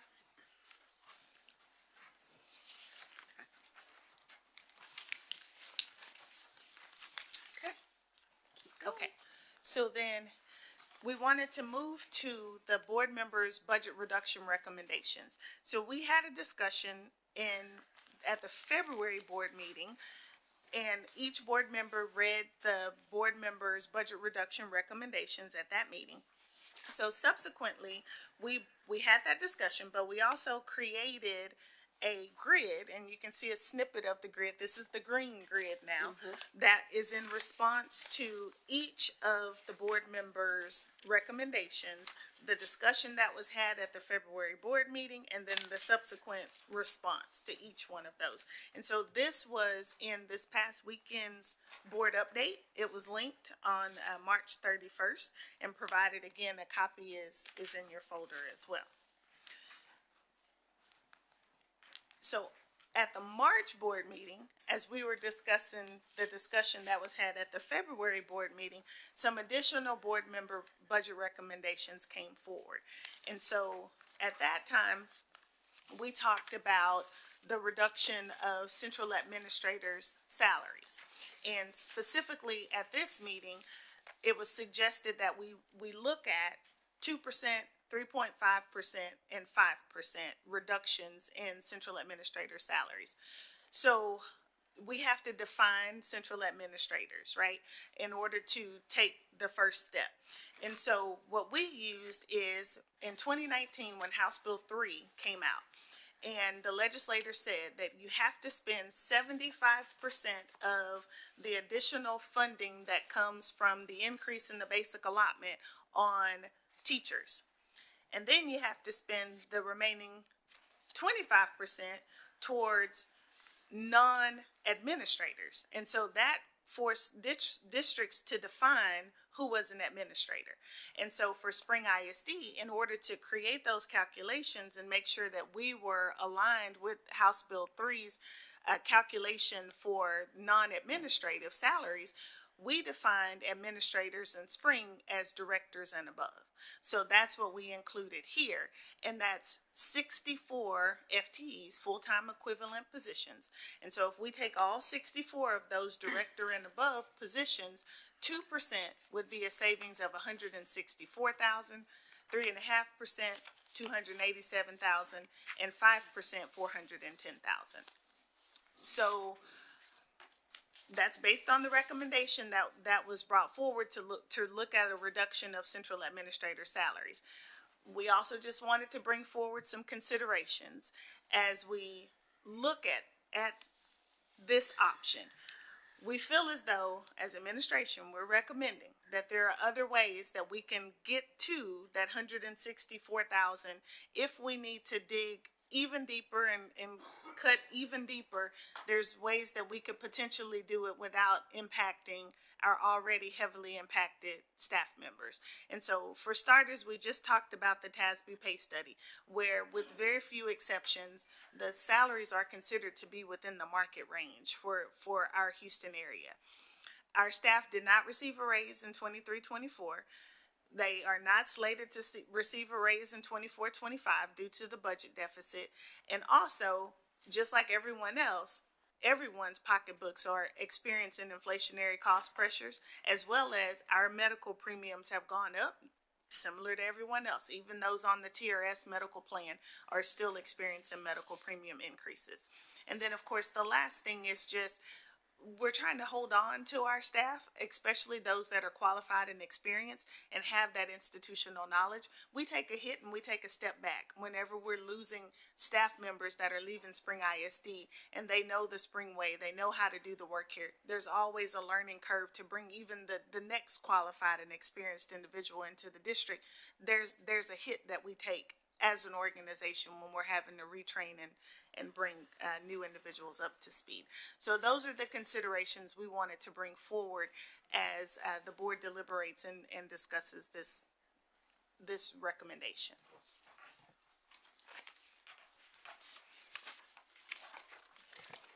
All right, Chief Westbrooks, thank you so much for that information. I had a point of clarification where it reads under salary reduction 2% in central office, the very first one. The February recommended action and disposition was that the board, we agreed that salaries were aligned with surrounding districts and the recommendation was withdrawn. I don't recall that. Can we find that in the meeting minutes? where we made a decision to withdraw that?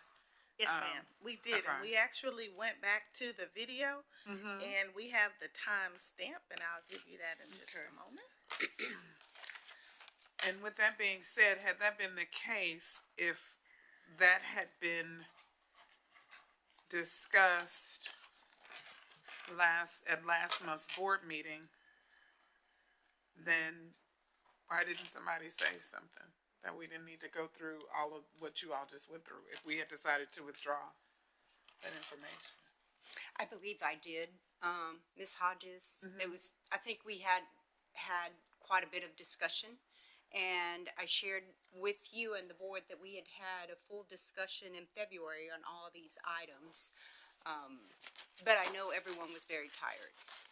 So we went through and did it again. I know, Ms. Westbrooks, we did want to make sure, in your board updates, we included the video of the meeting, and I know we have timestamps on it, and I know we had a full discussion in February, and then in the March meeting, you know, I shared that we had this discussion, and, you know, your response was, you know, I'm fine with the data. But then you wanted to make sure that, you know, to go back and look 2 to 5%, and so we went on ahead. Yeah, and I've never been calculated fine with the data. So let's be clear. I've never been fine with the data, and so I don't want to, you know, rehash that. But okay, all right. Thank you so much. Great report, and I appreciate all of the work that you all put into the information. But just a point of clarification: Trustee Kelly P. Hodges is not in favor of not reducing salaries of central staff, and I will not be voting on a budget that does not include that. As a matter of fact, I'd like to make a motion that we vote to reduce central office salaries by 2%. Madam President? I'll second it. Is there discussion? Any discussion?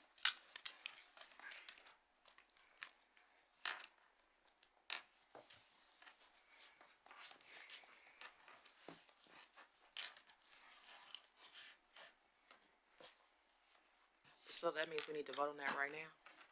How I'm confused on how She this. made a motion, it's been seconded, we can discuss it and we'll vote. Robert's rules of order. So I don't know, If there's, according to Robert Rules of Order, there are no discussion, then we move for a vote. yep. We have a light on now. Trustee Adams, your light's on. I just, I'm wondering what your calculation is in terms of cost benefit. Cause there are positions that get us $164,349, and so to do an across the board reduction for that little value, I don't see that, so I'd be curious to hear. Well, first of all, the information that we received in January, when I went in and did the calculations, it was a lot more than that. And so I don't know what the breakdown is. Maybe the Excel spreadsheet that we got in January, that's where I came up. And my calculation was like 1.5 million that we would say, which is why I even put that in in this recommendation initially. So I'm not quite sure where those numbers came from. And maybe that's, I know the whole salaries is what we were given. So do these calculations extract, or maybe are they not the full salary that's paid? Is that what that is? This is the full salary, but Okay. it is directors and above. So the information that we provided in January, and Dr. King, I'll need your help with this one, includes principals. Does it include assistant principals? I know it included principals. No, it was just how was it? Are we talking about from the TASB? No. The blue folder from January, and then we sent the spreadsheet as well, and who all was included in that group. It was. I know principals were included. I can't recall if assistant principals were included. But what we're talking about here is reducing by 2% the salaries of 64 folks. Was that your intent? No, My and that was not my So intent. that was my question. Was that your That intent? was not my intent. My intention was to reduce all the salaries on everyone on the spreadsheet that they submitted to us in January, which is how I got to the something like 1.5. Oh, I remember what you're talking about. I remember Here what it you're is. talking So that's what I was referencing. So yeah, this is And we're double checking to see who all was included in there. I have a Because copy of it. it's administrators, but it's more than what we would consider central administrators. And I'm certain that principals were included. I just can't recall who else was included. about. So I'm curious. So who what positions are in the 32 that make up the taper report? Is that directors, or that would have to be higher than directors and above, right? The 32 would be directors and, yes, because you've got some program directors in there, so just program directors. So program directors, this 012, if you're looking at this sheet, Yeah. is going to be very specific. That is CTE program, bilingual program, gifted and talented program. That's the definition of 012. And so Now this you, is, now you lost me. okay. you- Are you you looking held at up- this sheet? Yeah. Yes, what so is you 012? wanted to know who's in that 32. Yeah. So in that 32, that would be inclusive of all assistant superintendents, the superintendent, the tax assessor collector, HR directors. Got you. Okay. Yes. Okay. yeah, and that's who. When I looked at that spreadsheet, I thought it was assistant soups and above. So is that not what we received? Absolutely Mr. not. King, We can only you have look at this and tell me what? we only have 19 individuals across the district that are considered assistant superintendents and above, and the cost savings is considerably less than what's on the screen. Okay. There's no way to get to 1.5 million with a 1 or 2% cut to assistant superintendents and above. We're talking less than $60,000. I think the if I'm recalling that spreadsheet, it was all people that sort of work in this building. It was much more expansive. That's it. Document A was principal salaries, and then document B was central office salaries, directors and above. So that's at the time that this report was pulled. Okay. So this, if you give me So it's directors and above in central office, and it included the principals. Yes. On a separate spreadsheet. Separate Thank you.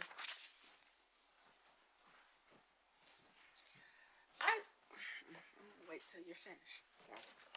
I'm done. There's a motion on the floor. I was, when did we get I don't remember it being withdrawn either. But, because I thought we were waiting on okay, there's a staffing study and a staffing review. But the one that gave us the, market values. That document, the staffing, the salary study is this one, document Right, C. the one that gave us the market values? Yes, and that When was did we get provided that? January 11th in that same blue folder. So we did have it, okay, that's Yes. why I have two copies of it, okay. So we did have that at the time of the meeting.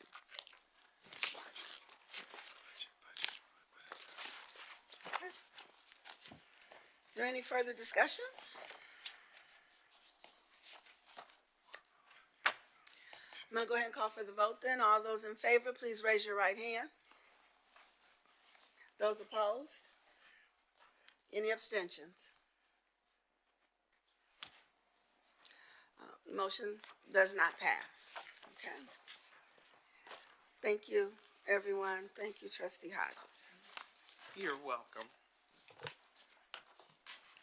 The last item we wanted to wrap up with this evening was a follow-up to the VATRE discussion that was brought forward at the last board meeting. And so the recommendation from the guidance from the board was to do a survey. And so we surveyed the districts and there were several districts that were successful in the November 2023 election. And so about half of them had done a community survey, and the half that had done the survey had actually used the vendor that Spring used for the bond surveys. And so based on the election surveys that we've used for the bond, they have been extremely valuable.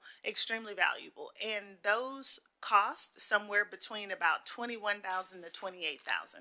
So we just wanted to kind of put it in perspective because we wanted to go back and do the research and bring that forward to the board. And so the results of that type of survey would give the board the data that would be needed to determine whether to move forward with calling for the Vader election. And of course, we know that in order to have the election on the ballot, it's approximately $200,000. So by spending that $21,000 to $28,000, it would help the board with determining whether or not to spend $200,000 that could subsequently result in recurring revenue of over $10 million.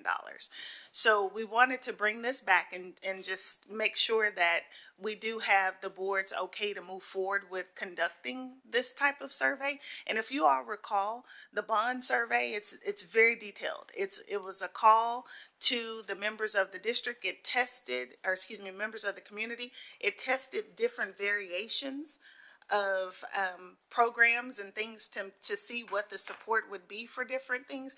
And the results were, I can't say critically valuable, because it was very much aligned with how we move forward and how the results of the election were. So what we would like to do is move through our procurement process and making sure that we could secure a vendor to do the survey. And then again, it's an investment, but it's an investment that tells us if we should make a further investment. But the end result would be the opportunity for the community to make a decision based on factual data that we share with them as to whether or not they would approve or not approve the voter-approved tax rate election that could bring in, as I mentioned, over $10 million in recurring revenue. So I don't know if you said that, if any of my colleagues that are up for reelection draw an opponent, we're going to pay that $200,000 anyway. Correct. Absolutely correct. Ms. Westbrooks, can you spend some more time? Because we had some discussion about just ourselves, the district putting out a survey. We've done, different surveys ourselves, or, K-12, we do that survey. What's the difference between the surveys that we do in-house and the survey that we've done with the bond election, or one that would happen for a VATRE? The type of survey that is done similar to what the district did with both the 2016 and the 2022 election is extremely detailed. It looks at parties, the way parties vote. They speak directly to community members, and they have a template that, based on responses to certain questions, they ask different questions. And when they bring the data back together, it provides us with very detailed insight into what programs, what the community, based on the survey, would support. It gave us information like our empty nesters. Yes. Would be in favor, was 60-something% in favor of it. Our students just turning 18, this is how the percentage of them that would support it. So it was really what our Democratic versus Republican constituents would be. So it was very detailed, and then it allows us an opportunity to target those different parties in a way through marketing and educating and, securing support. I was one of the people that really wanted to see a survey similar to what we did for the bond, because I felt like that was good data. I have sort of broader, higher level questions around timing. Both, how much time do we need to sort of spin up to get the word out and, put out any information that our taxpayers need? And also timing a tax rate election during a presidential election year, with much more participation by voters than we typically see, certainly more participation than the folks that went last year in November saw. Does that help or hurt our cause based on historical trends? based on the initial discussions that we've had, we could have the survey results at the May board meeting. So that would give the board between May and June to decide if we want to go to the next step, because the next step is identifying the auditor to do the efficiency audit.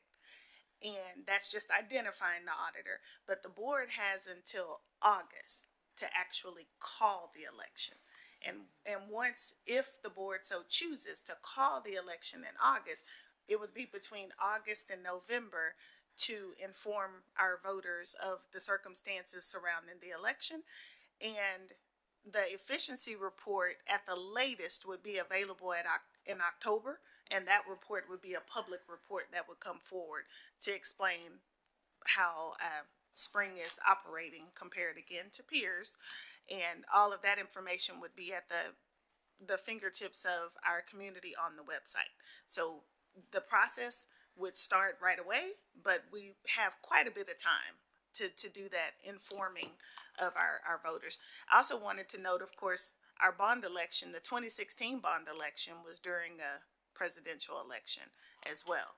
And so we took advantage of the opportunity to talk to even more voters and inform them of what was in the bond program. So we've definitely had experience on a national election. Trustee Hodges? Chief Westbrooks, where would, well, I have three questions. Where would this money come from? I'm just curious. Where do? General funds, and we would have to, as I hate to say, but truth be told, find it someplace, and if we would just find a way to pay for it. Okay. Also, given the feedback that we've received from our constituents, I would say in the last year, I know we've had quite a bit of dialogue as it relates to the percentage of respondents to surveys that we've done. Do you think this is a good investment? And would we get, just thinking about historically, I just say from the last 6 to 9 months to a year, the different surveys that we've received, we haven't really gotten the response rate hasn't been great. So this survey is different because it's actually a phone survey. And so there's a number, and when we did the bond surveys, it was 300 or 350. It was either 300 or 350. And they will continue to call until they get either 300 or 350 responders on the phone. So it's actually a phone survey, not just send it to your email and wait for a response. So for clarification, our goal is to get a minimum of 350 respondents. Yes, and so the survey could be either 300 or 350. Both are statistically significant, and that is exactly what we did with the bond, with both the 2016 and the 22 bond. And even a district that did this type of survey for their Vader that was on in November 2023 was a much larger district, much larger community, and they did 300 phone calls as well. And the data, like I said, we have experience here in Spring with the 2 bond elections that the data is extremely valuable. Okay. All right. Thank you. I'm sorry, Debbie. Is there I would think there would be substantive difference between a bond election, especially with these new bond elections where you have to lay out line items, and a broader voter-approved tax rate election, which I believe is sort of designed, that statute is designed to make it difficult for those to pass. So. And I was skeptical, to be honest with you, with the Vader because it seemed much more straightforward. And even if you recall my response when you suggested the survey, I was like, it's very straightforward. But in just doing a little bit more research, there are lots of ways to slice and dice the information in order to get valuable feedback from our community. With this, there's different ways that you can tease the information to really find out what the pulse of the community is. And so I'm a believer at this point. Dr. Jensen? When I've gone to TASB sessions on passing the bond, they said that it was better to do it in a presidential election year. Now, I'm not sure that's the same for tax, but that's all the information I have. And one other thing, on this form, I looked at my suggestion here. My suggestion was suspend out-of-state board travel. And I noticed that the administration suspended all district employees' travel as of January 3rd. So when I looked at our previous spending for out-of-state travel, I think it was like in the $50,000 range that we would save. So we got some additional data that I have So we'd have some money for that. available to share with you guys, to make some decisions around that in closed session. So that is on our agenda. But we have reduced our travel and we've been limiting, we all haven't been going. It's been just like 3 or 4 of us going. And so I do want to thank my colleagues, for, even though we haven't had the discussion, you guys have already put it in action, and I appreciate that. I will say I suspended my own out-of-state Me travel. too. Okay.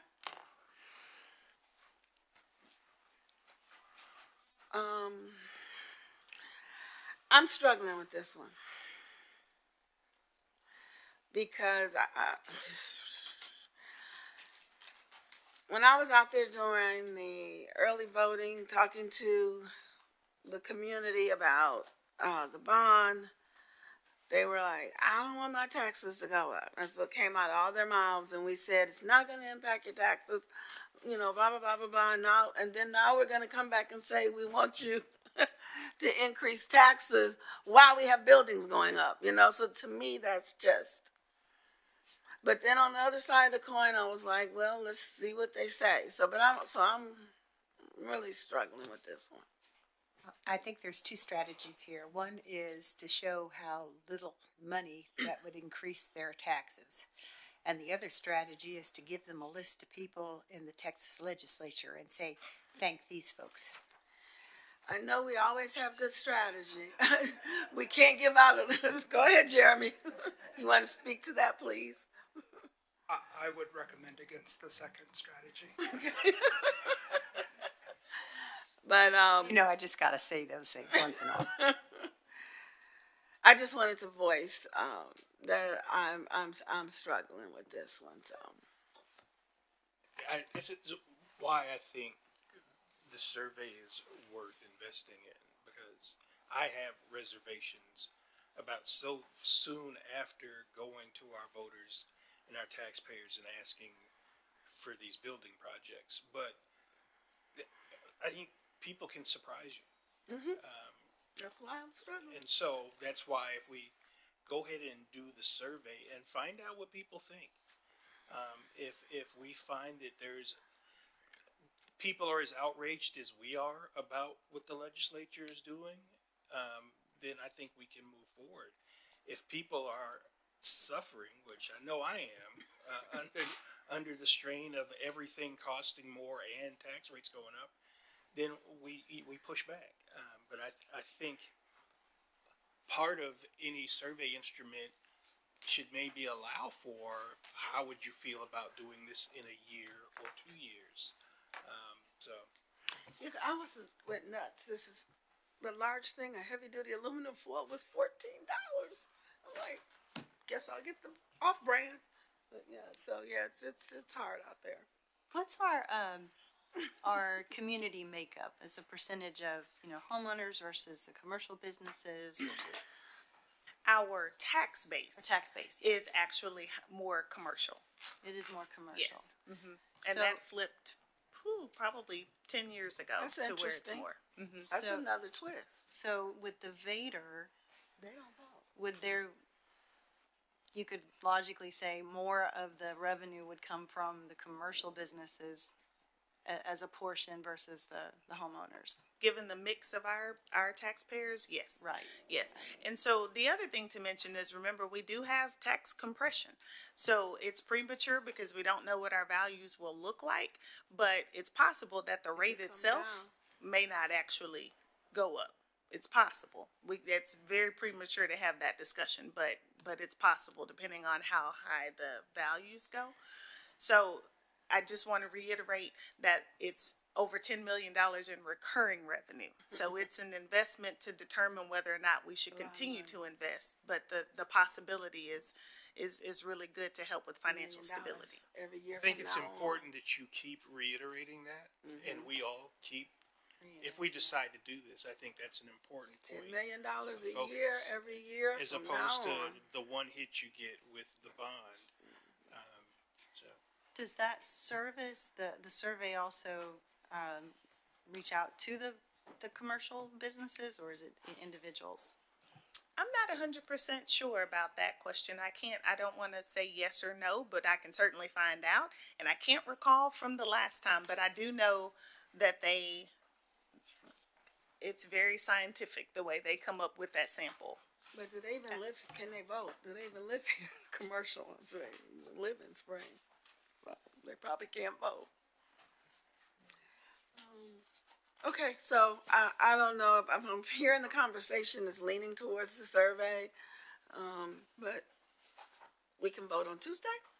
If you all have any other questions, because I'm trying to keep us on the time. We are not going to be here late at night anymore. There was one last thing that we did not go over. Whether or not to do that. Keep going. There was one last thing we did not go over that we did want to make sure we went over, and thank you, Dr. H, for holding that up. There's a excerpt. So here's the annual comprehensive financial report that the board gets in November each year in conjunction with our annual audit report. So what we brought in your folders is Exhibit B3. So this was presented to the board and approved November of 2023. It's our operations from the 22-23 fiscal year. So wanted to take a moment to attempt to again bring some clarity to how the medical plan is impacting our financials and how it is not tied to the budget numbers that you're seeing. So I think saying it and seeing it, I'm a visual learner, may help, right? So if you look at Exhibit B, the first column you see is general fund. So you see revenues at the top, and then you see our expenditures by function, and we all know what our functions are now. We're very up to date with the functions. And then you see the first highlighted number is our excess, in this case, of expenditures over revenues as we ended the 22-23 year. This is our budget. This is our operating budget. So with the medical plan, the district, as always, contributes to the employee medical plan. And so that part that the district contributes to the premiums for the employee medical plans is budgeted within these expenditures. It's a part of our budget. When you're self-funded, the district contributes an amount, the employees contribute amount. And that's our total amount of revenue that's available. It's sitting over in a completely separate fund. The district's amount and the employee's amount. That's the amount that we have to pay claims and administrative costs. Right now, the district's claims and administrative costs are exceeding those funds that are available. And because of that, this below the line transfer, which is that next highlighted number, is having to be transferred out of fund balance over into that medical plan in order to cover that shortfall. So when I say that the medical plan operations, though it is impacting us financially, it is, because we're having to transfer that money over to cover that deficit. It is not a part of our operating budget, which is that above the line part that's our revenue and our expenditures. So when you're a self-funded plan and your plan is operating at a deficit, you adjust the plan. And so you adjust the plan by increasing premiums, finding ways to decrease costs. So you're constantly looking at that plan itself and how it's operating. So some of the things that we did this year to try to decrease that cost was a lot of our cost was going towards emergency room visits that were non-emergent. So we were trying to steer the employees to urgent care, which is less costly, instead of going to the emergency room. So we made the next level urgent cares free to plan members. It costs the district, but free to plan members to try and steer them to the urgent care versus the emergency room. So you do plan design changes so that we're not having to send those funds over to cover the shortfall. But what's budgeted and what's included in the district's budget is the amount that has been agreed upon as the district's contribution to the medical plan. So discussions we've had before is we control what we can control. And so we had a request for proposal that just closed this week, so that we can bring forward to the board in June recommendations for new carriers, a new plan to try and right size and stop the bleeding, so we're not transferring that money out. And so I was explaining it to Dr. Henhosen and trying to come up with ways to make it make sense. And so the way I explained it is, you have a child in college and you budget to pay that child's tuition. So that budgeted tuition would be up here in these expenditures. But the child did what children do, and they didn't pay their rent, and they're having trouble paying their rent. So now you didn't budget to pay your child's rent, but you had to transfer some money out to them to pay their rent. You don't want to keep paying their rent. You're going to tell them what they need to do so you don't have to keep transferring that money out. That's the best I could come up with. So we're budgeted for the tuition. We're not budgeted to pay the rent, but we're having to cover the rent because there's a shortfall. And so that's the difference. So we're in the midst of a lot of things happening financially, and so we'll just keep saying it and explaining it in different ways until we can make sure that we're all on the same page. Because as always, it's my goal, it's the goal of financial services, that you are informed when you make a decision. And so I just wanted to take another shot at explaining how the medical plan is impacting us financially, but it's not a part of that budget deficit that we've been discussing over the last few years. So I think this was triggered by a question I asked, and so I want to repeat it and then make sure I'm understanding what's here. Because what I said is, we weren't at a $25 million deficit. We were actually, with that 11, we're at 36, right? And Dr. Hinojosa said not for all of that. So I know we put, for all insurance plans, they put a reserve up to cover unexpected costs that weren't budgeted. And so this $8 million is the reserve. The $8 million is, so when we did our 22-23 budget, we were still utilizing ESSER. We were supplanting with ESSER. Mm-hmm. Even after using ESSER, we were budgeted to have a deficit in operating, medical plan aside, Gotcha. $15 million. Okay. But we only actually recognized a deficit of $8.6 million. So that's the budget. This $11 million is just coming out of fund balance. That's what. Okay. Yes. It's So coming to from- answer it's your gonna question, that's coming out of It's the going to hit reserve. fund balance, Yes. right? Okay. All right. And so we don't have anything to offset that. That's going to hit us. It's coming Okay. out of fund balance. Okay. Yes. That's what I thought.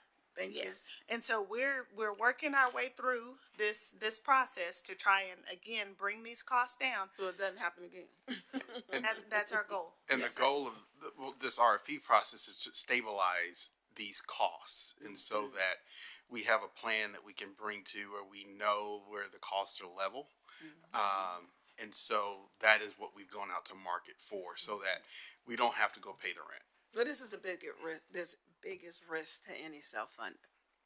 Absolutely. And we had that discussion Yeah. when the recommendation was brought forward. All of the data, when you looked at our historical data, we should have had a surplus or have broken even with our medical plan. And so, but we also discussed at that time that there's risk to self-funded. So it was with the best of intentions of bringing cost-effective medical options to our employees. We opened the 2 clinics. It was with the best of intentions and based on the data we had available to us. And we've actualized this risk in this number. So I just want to make it clear, ultimately, the fund balance is going to get hit with that 11, and this 11 that we're still short. Yes. And I remember in 2011, our AAA dropped to something else.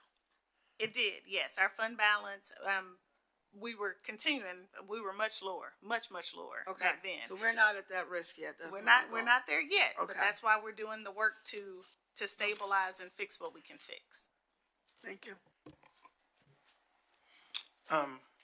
Ms. Westbrook, it was a really good analogy, actually.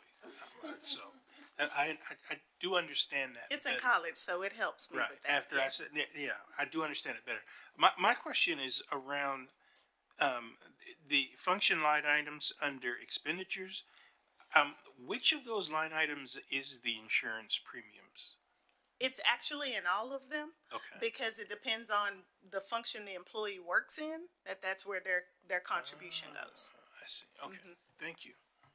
And to follow up on his question then, so it moves from those different functions into the internal service fund, is that correct? Yes. So the funds that we withhold and the funds that we provide all goes over to cover the cost of the plan. And so we actually had several responses. And so the third party that we're working with is bringing those responses together so we can talk through. And our human resources team is working on putting together that committee that will evaluate the options. And the committee will include teachers and employees across the district who are a part of the medical plan. So that will come forward to the board in June, but we'll give you just updates of where we are and what's going on along the way. And then, of course, we continue as we're doing this, we continue to hope that something changes in legislation and we may have some additional options. But we'll hope, but we'll control what we can control along the way. I do have one last question. What, kind of going, and not to rehash a bunch of stuff, but why do we code the way we do our different positions? And why are we so different from some of our other peers? Just from a coding perspective. So there's something called the Financial Accounting Resource Guide. We call it the FASRAG in finance, and I can't remember what all the letters stand for. And so that's published by TEA. And there are certain things that are abundantly clear. A teacher is function 11. Superintendent's function 21. Some things are abundantly clear. And then there's other things that are left up to discretion. And so we spend a lot of time, we talk to other districts and we talk through where we think things could lie, but you could ask 4 people and you could possibly get, in some cases, 4 different responses on where they think something belongs. So the functions that we were different was 21, 41, and 23. And so even looking at 41, there's some things that we can do differently on our end that we could lean in different directions and it could change things. But we make the decisions based on our thought process, and other districts make their decisions based on their thought process. But remember, the TASBO study said that we were higher in 21 and 41. Mm-hmm. So there's really no financial benefit to it necessarily. It's just whatever you decide to code it, whatever fits, or. Yes, and we think that we put thought to it, and our thought process works. And so, yeah, and trust me, we know now to go scrutinize it a little harder in some areas. Thank you. Are we doing anything different with 21 and 41 since we appear to be an outlier in those? The TASB budget reductions that we've brought forward, and those central office reductions, those are naturally going to reduce those functions. Okay.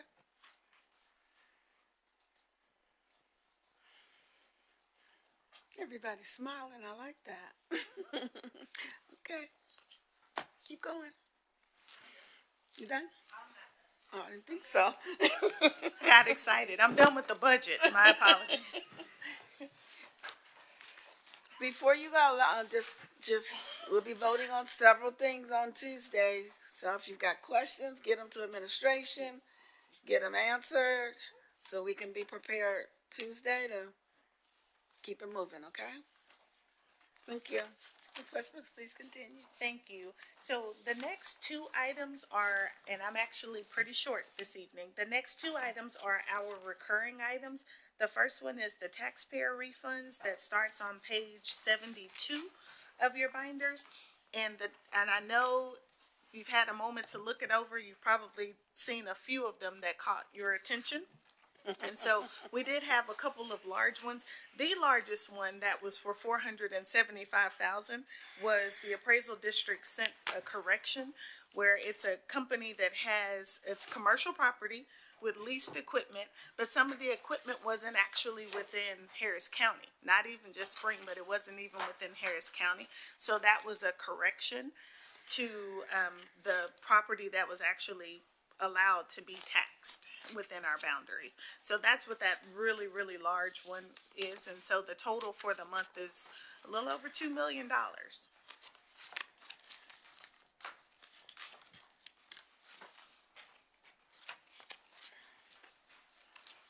Any questions? Thank you, Ms. Westbrook, you can continue. Our next item is our monthly report of cooperative purchases that are over 50,000. And so with the cooperative purchases, these are when we take the opportunity to use co-ops such as Buy Board or the DIR, and the request for proposal has already been done by the co-op, and so we're able to take advantage and move a little quicker with some things. And so to keep with our transparency, if we're going through a cooperative, it's coming to the board on this report if it's over 50,000. But remember that we're required to do an RFP, a request for proposal, for costs that are above 50,000. So if it's not on a cooperative and it costs more than 50,000, it's coming to you all as an RFP, and you're getting line of sight through that RFP process. Then Ms. Westbrook, if you'll review our website where every expenditure is listed? Yes, so on our financial transparency website, we have, it's called Check Register, and the check register, and it's right now through January 31st, and I know the team will be getting February out there pretty soon. Through January, it was 644 pages, but it is all of the checks that Spring ISD has written from the start of the fiscal year through January 31st, and it tends to run about a month in arrears because it's a pretty big report, but that's always on our financial transparency website. Mandated too. I'm sorry? Wasn't that mandated for all districts? It's a part of, if you want the financial transparency stars from the comptroller's office, it's a part of that process. And I was going to ask, because I noticed there some districts have decided to remove that from their site, and they're citing safety concerns, and so so you're saying it's part of It is. It's a part of the transparency stars that we're very proud of maintaining. And so there's no sensitive data that's included. It's the check number, the name of the vendor, and the amount. We do have community members that may call and follow up on those expenditures. We do get the wayward call from time to time about certain things that are listed on the website. And I do understand the concerns. Fraud is very real, and it's something that we combat on a regular basis. Yes, and so that's things that we do, or we use Positive Pay through the bank, so that we have to say what checks we've written and they match them against those, so we have some safeguards in place, but fraud is very real. So I do understand their concerns, but we keep it out there as part of our transparency program.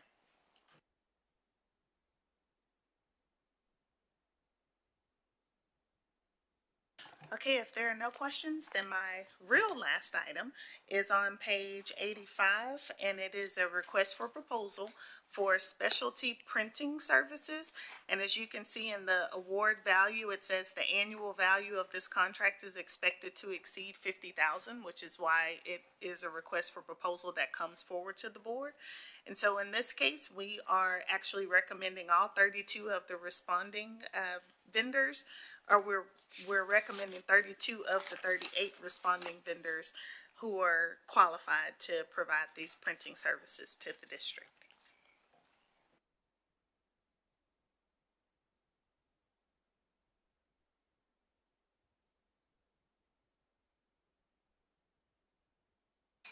Ms. Westbrooks, just as a quick reminder, if you'll go through, how are vendors notified of the RFPs and what can they do proactively? So also on our Spring ISD procurement website, we have a doing business with Spring ISD button. And so you can register if you would like to do business with Spring, and you register based upon the services that you provide. And once you register, any request for proposal or solicitation that the district puts out, an email and alert goes out to those registered potential vendors so that they're aware of opportunities with Spring.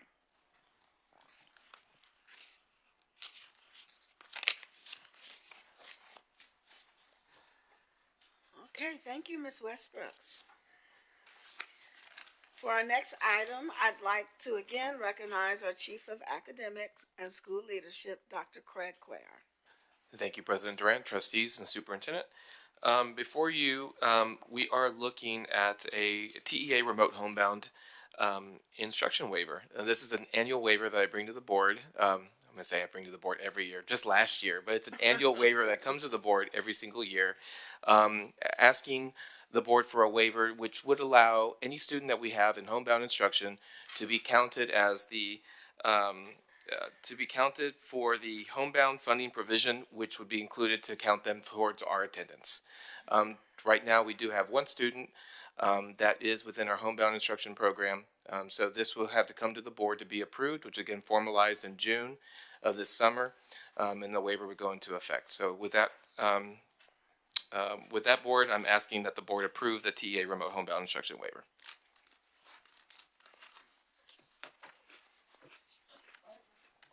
Is this waiver for each individual student, or is it just a general? It would qualify for each student that would need to be provided homebound instruction through our special services department. And currently, we only have one student within Spring. Another thing that we provide that some of our competitors don't provide.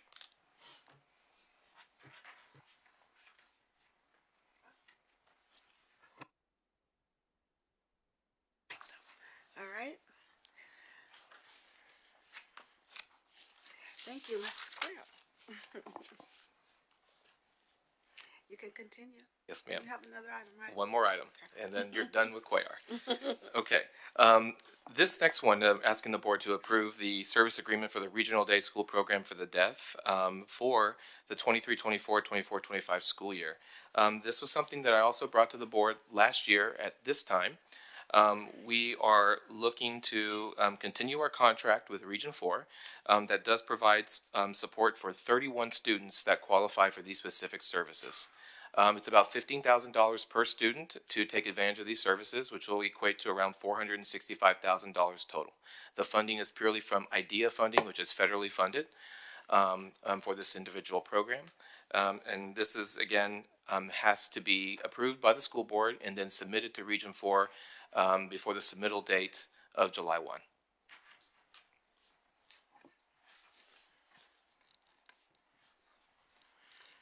Does IDEA fully fund this? Yes, sir.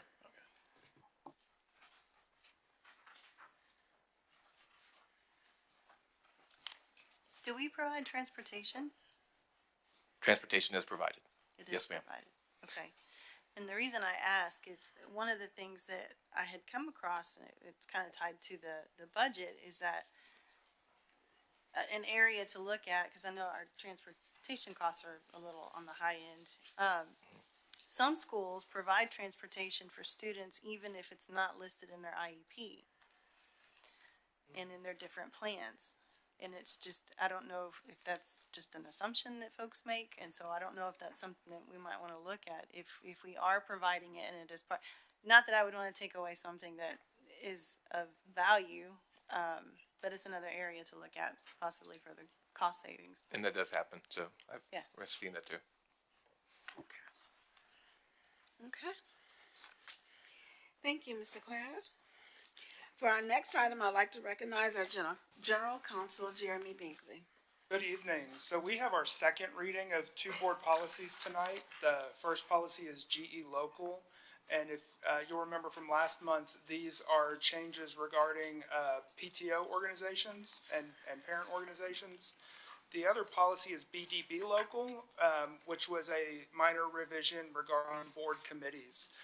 Because it's second reading, and I know we've gone through these before, I'll just ask if the board has any questions tonight. And if there are no questions, I will simply ask if these can be placed on the consent agenda. Yes, thank you. Thank you. All right. So the Board of Trustees will now recess this open meeting and convene in a closed meeting in accordance with Texas Open Meetings Act, Section 551.071, 551.072, and 551.074. No voting will take place in the closed meeting. Any action the board wishes to take as a result of the discussion in the closed meeting will take place after the board reconvenes in our open session. The time is now. Before I adjourn the meeting tonight, I'd like to recognize that Trustee Newhouse has joined us virtually. She is online. And so I will now go ahead and adjourn tonight's meeting at 8:42 p.m.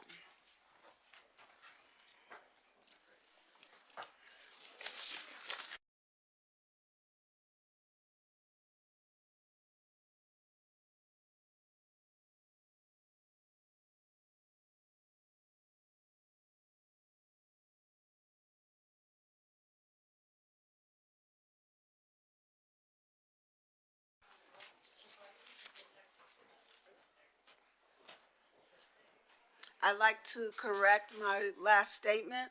We are not adjourning tonight's meeting. We are recessing into a closed session at 8:42 p.m. Thank you.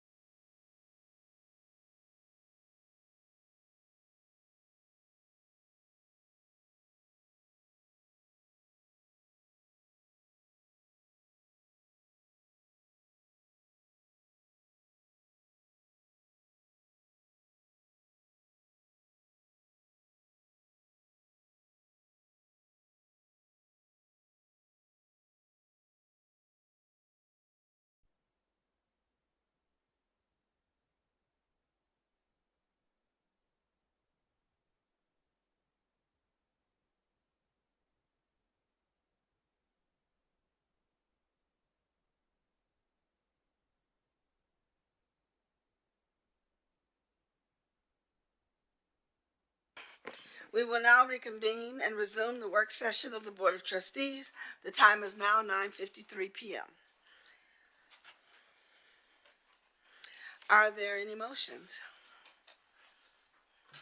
President Durant, I move that the board approve the delegation of authority to the superintendent or designee to negotiate, execute, and amend letters of intent for the purchase of properties within the not-to-exceed budget amounts as discussed in closed session.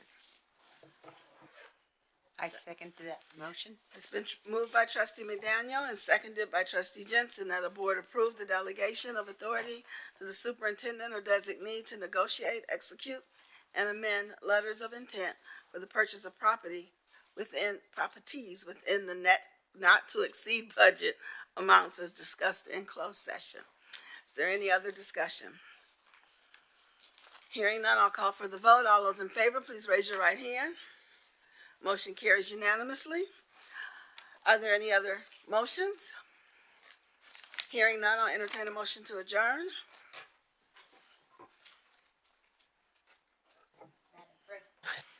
Madam President, I move that we adjourn. Second. It's been moved by trustee Jensen and seconded by trustee McDaniel that we adjourn tonight's meeting. Is there any discussion? Hearing none, all those in favor, please raise your right hand. Motion carries unanimously, and we adjourn tonight's meeting at 9:54 p.m.